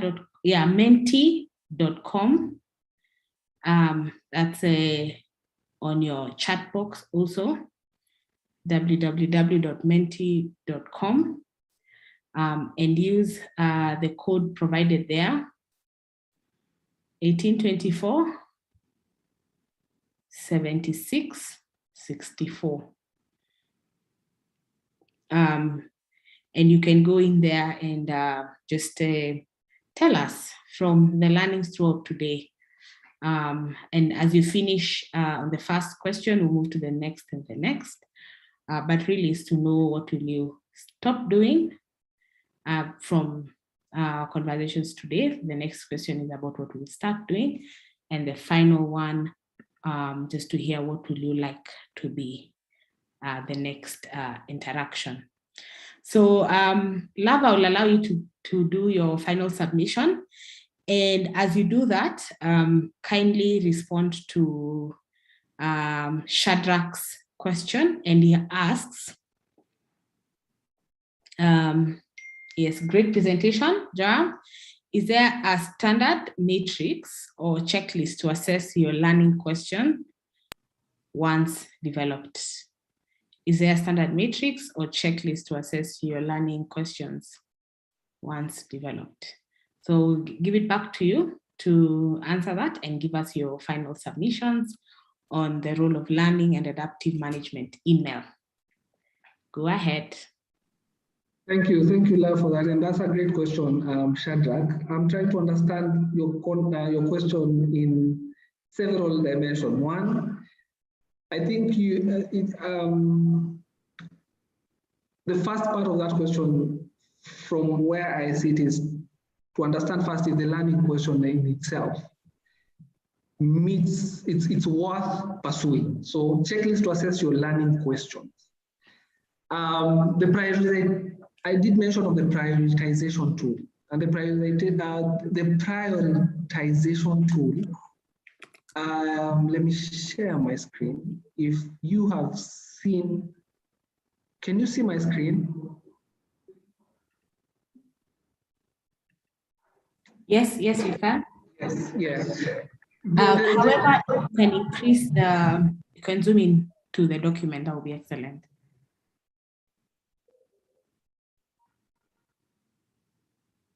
Yes. All right. My approach is, let me balance it here. Yes. Coming up with learning question does not really necessarily have a strategy. It's important to recognize that learning happens conventionally, in other words, can be structured, and therefore the tool that allows you to structure learning, like we did mention, is the learning agenda. And it's also worth recognizing that learning can happen involuntarily. You may not be aware, but in the process of implementing, you bump into new insights, you discover some new trends, or you just come up with, contextual strategies that help you achieve your goal. Either way, the goal is to ensure that there is improved efficiency and effectiveness. The prioritization tools consider a set of questions that helps you to understand what should you consider as your best learning question. And therefore, it's tied to what I did call the purpose, helping us to understand how our insights and learning and knowledge that we want to generate will help us in advancing our interventions effectiveness and helping us respond more effectively. So you can start with a brainstorming session to understand, what is it that you would like to see. And usually this should be informed by your theory of change. In the event that there is already implementation data in place, it becomes even more helpful to consider utilizing performance data to come up to help you brainstorm, simply because you have evidence that can argue that this is actually what is already in place. This is what we can see. And therefore, you are able to be very, very objective in how you generate your learning question. So considering the key aspects that you'd like to know about your program work, and these may or should align to the constants that we did mention, both internal and external. Internal may be the country and thematic strategies. The appetite to have better evidence for common approaches, or having a single intention to influence policy should be an opportunity, should be a consideration that will help you refine more your learning question. And then you need to ask yourself, why do you want to know this? And that should actually be a question that helps you refine better your purpose. for why you need to learn. And then you generate a set of questions here. The next step is to now consider all the questions that have been generated. You might assume come up with 10 questions or 15 questions. And then you need to be practical. Remember the realistic characteristic of a learning plan is for you to actually be true to what resources do you have and what timelines are you working with. Do you have a person who can be fully committed or dedicated towards learning? If that is not in place, how then do we have response or accountability on who needs to drive learning? And then it's just exploring those W questions: who, what, why, when, and how. So looking at internally your resources, looking at externally factors that may support generation of data towards answering your learning questions. And then factoring all that into the second step, and then coming up now with the final step to consider the four characteristics. Is it necessary? Is it useful? Is it feasible? And then is it going to be efficient? And that really does help you. If we run through those three steps, it'll be important to, I believe it should be very resourceful to help you generate a very practical learning questions. My last remarks as we finalize on this session is to always be cognizant that context is what determines success. But we might have the idea and the assumptions in our head.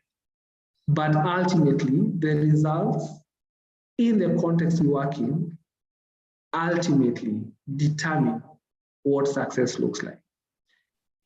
This is something beyond the control of the program. But we are saying that the relevance of learning, it is in how we are able to leverage insights, knowledge, and especially evidence through program data to constantly refine and adapt to the context as it evolves. It is how well we are able to adapt that ultimately determines how successful we are in contributing towards the outcomes that we want to see for our intervention. And eventually being very intentional to reflect, providing moments to make sense of program data, of program strategies, of program insights in the process of implementing our program. And we just wish that everyone really now considers, being very intentional about how to roll out learning. You might ask that, by the time I was doing this proposal and coming up with this intervention, I had not factored in a budget for learning, but you realize that learning is cross-cutting, does not need to start only at design stage, even though that would be the best or the ideal process to consider. It's recognizing that there is always, programming is unpredictable and predictable to the extent that we are able to leverage new insights, knowledge, and updates from the data, from the performance data that we collect as we implement. And wish that your program becomes a learning one to help, maximize the outcomes for the communities that you serve. I wish you well in this, and it was a pleasure being part of this session. Thank you so much. Again, once more, thank you very much, Mr. Njoroge. That was a great challenge. I think also from our end, we'll be very intentional to see how our partners are more and more having learning as part and parcel of their work, and how we are using learning to change and adapt, that we're not doing the same thing over and over the years, that we're learning as we progress to the next and to the next level. So thank you very much. I think we can move to the next slide of what we will start doing. And can we move to the next slide, Joy? So thank you very much, Mr. Njoroge. We will release you. I know you have a very busy schedule at work. Yeah, I will ask everyone else, let's wait and then close together. Yeah, and may God bless you, Mr. Njoroge, for your commitment to this work. Thank you.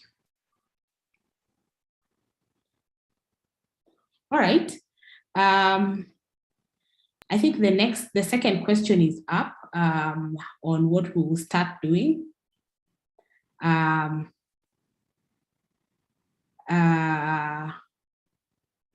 we will go through just to hear. Feel free. Again, it's the same code, menti.com. The code is 1824 76 64. And just to share, what will you start doing now following this session?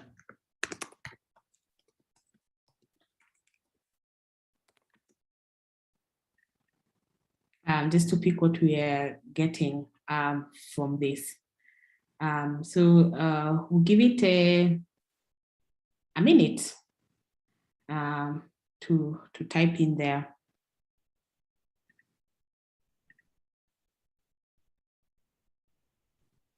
There are a few people who've not spoken, several people rather, but as we come to an end, I will ask, there's someone from Uganda. Yes, Charles. I'll ask you shortly to close for us with a word of prayer, but let's first finish just to see the evaluation from this, this session.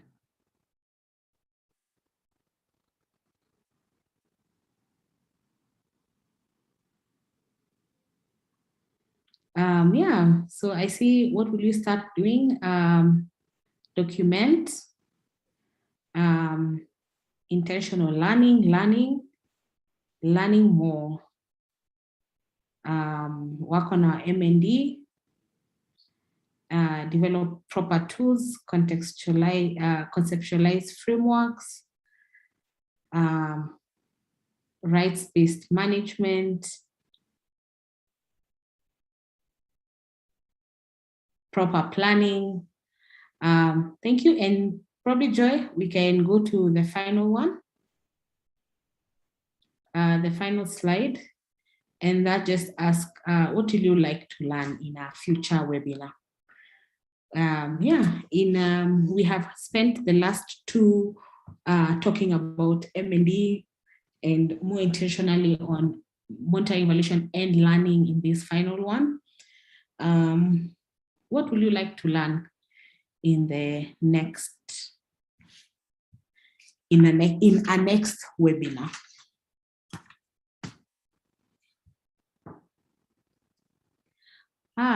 Yeah, feel free to write.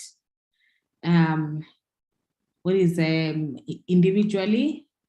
What are some of the things you would like to learn, or one of the things you like to learn? Or even as an organization, what do you think is a major gap that you think will be good to have in a future session? There are a few coming in. Scrum in project management, video, documentary, writing proposals, reporting. Keep them coming. Another one on resource mobilization. Keep them coming. Don't feel don't feel bad for repeating, just shows emphasis. So if you have a similar one, it would be good to also indicate it there so that we can see similar ones coming up. Stories, personnel management, report writing. Okay, so we are seeing issues on resource mobilization coming out, issues on report writing coming out, issues on communication coming out, project management, and human resource. We'll give 2 last ones. The others were about 10 responses, so we'll give 2 last responses. How to measure nuances, how to measure areas in our programs, and also coaching on M&A. So moving from just these webinars to actually coaching on M&A. Thank you very much. We'll document this and share together with the presentations. Probably just to give 2 people an opportunity to give final remarks. Allow me to call out Chebet and then Jonathan just to give some final remarks, and then Charles to give us a final prayer and release us. Chebet. Thank you, Chelimo. Thank you for this opportunity. We are so thankful. I'm sorry I wasn't able to attend all the sessions. I think I've been able to catch up in the last session. I'm very thankful. As an organization, I think we have a lot of lessons to learn. And I think we, again, have said we need to document. So I think that's what I have to mention, Chelimo. Thank you. Thank you very much, Chebet. And we understand. I think for the rest of us, as you've seen on the WhatsApp group, the Secretary General for Children's Mission, Bose, is around in Kenya and has been in Mombasa visiting Chebet's project in, out there in Mombasa, EPTF. So thank you. Jonathan, let's also hear from you. Hi, Chelimo, and good afternoon, everyone. Thank you so much for organizing this. Thank you for inviting our Oga here from Nigeria to do this. We feel so much involved. But on the training, it was really a very practical and necessary one. I'm also sorry that during the break, I had to attend a meeting, but I immediately joined after I finished. Monitoring and evaluation for us used to be like the activity we think about after we have started implementing the project. But the more I listen to the session in the morning and to Joram's session, it is clear that it is something that has to come from the planning process, from the initiation and the thinking process. And I'm very, very sure I could, Tomisin was already sharing some highlights with me, and I know that this will have a great impact on the work we do. So we really appreciate and thank you so much.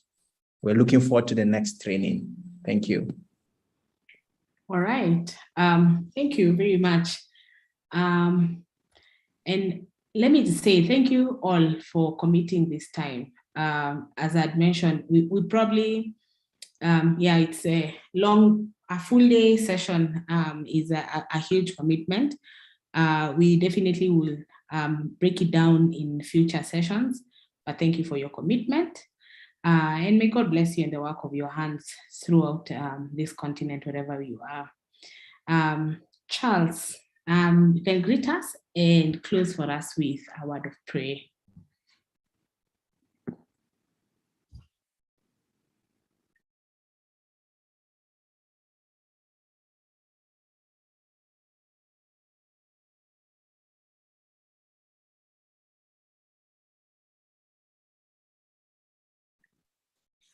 Can you hear us, Charles? I can see your mic is, no.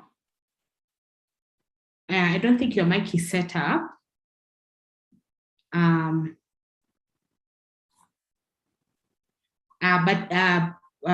Yes, Pastor Ezekiel, resident pastor, please pray for us, close for us this session with a word of prayer as you greet us. Thank you. Lord, we come before you with thanksgiving, and we're grateful that you gave us this opportunity to just learn. Things that we've learned, Lord, are so immense to help us to improve on what you have called us to do in our different areas of jurisdiction. We thank you for the blessing of CMA around us to just walk along. We pray, thanking you for the many people who have worked so hard to see that this comes true, but also for our facilitators who have been so gracious to share the knowledge that you have gathered over time. And we pray that those things that we need to implement, you'll help us to remind us of them so that we are able to make a difference even in what you are calling us to do in the near future. So these things we pray, trusting and believing in the name of Jesus. Amen. Amen. Amen. Amen. Thank you so much, Pastor Ezekiel. And Mercy reminds me, it would be great if we could take a picture and also to see each other from across the globe. So if you could kindly put on your videos and then we'll take a picture, will be great. Thank you very much, Pastor Ezekiel. We look forward to coming to spend time with you tomorrow. In 2 weeks, we'll also be in Burkina Faso and in Nigeria, and we'll be happy to share some learnings from there, and next month in Uganda and in Turkana. I think I've mentioned most of them, and of course our partners here in Kenya. Joy, are you ready? Yes, Chelimo. I'm Okay. taking pictures, but there are people who are not yet smiling. So we want to see Tommy Sin's beautiful smile. I don't see Bertha. Yes, I see. Great. Thank you. And it's nice to meet new faces. Congratulations, Naka Nabu from Burkina Faso. He has joined the team recently as supporting Jacob in the central coordination team in Ouagadougou. We look forward to meeting you in a few weeks. Yeah. Any other new face here? Peace, probably. My face is new. Moving from Nigeria. No, it's What not are you new, saying? actually. It's not new. Very old. Oh, God. Mr. Jonathan, nice to see you. All right, thank you everyone and for your patience. I think we have finished with about 15 minutes to spare, and we look forward to further engagement. Thank you all for your time. We didn't get to hear your voice, Charles. You want to say hello? We still can't hear you. Probably it's the mic, but you can wave to us. Yes, tunakuona. We are seeing you. All right, everyone, thank you so much. God bless you. And we look forward to interacting further in person. Kwaheri. Yeah, Mercy, tambia watu kwaheri. Bye, everyone. Bye, See you See you. where you are. We'll come to you now next. Thank you. See you tomorrow.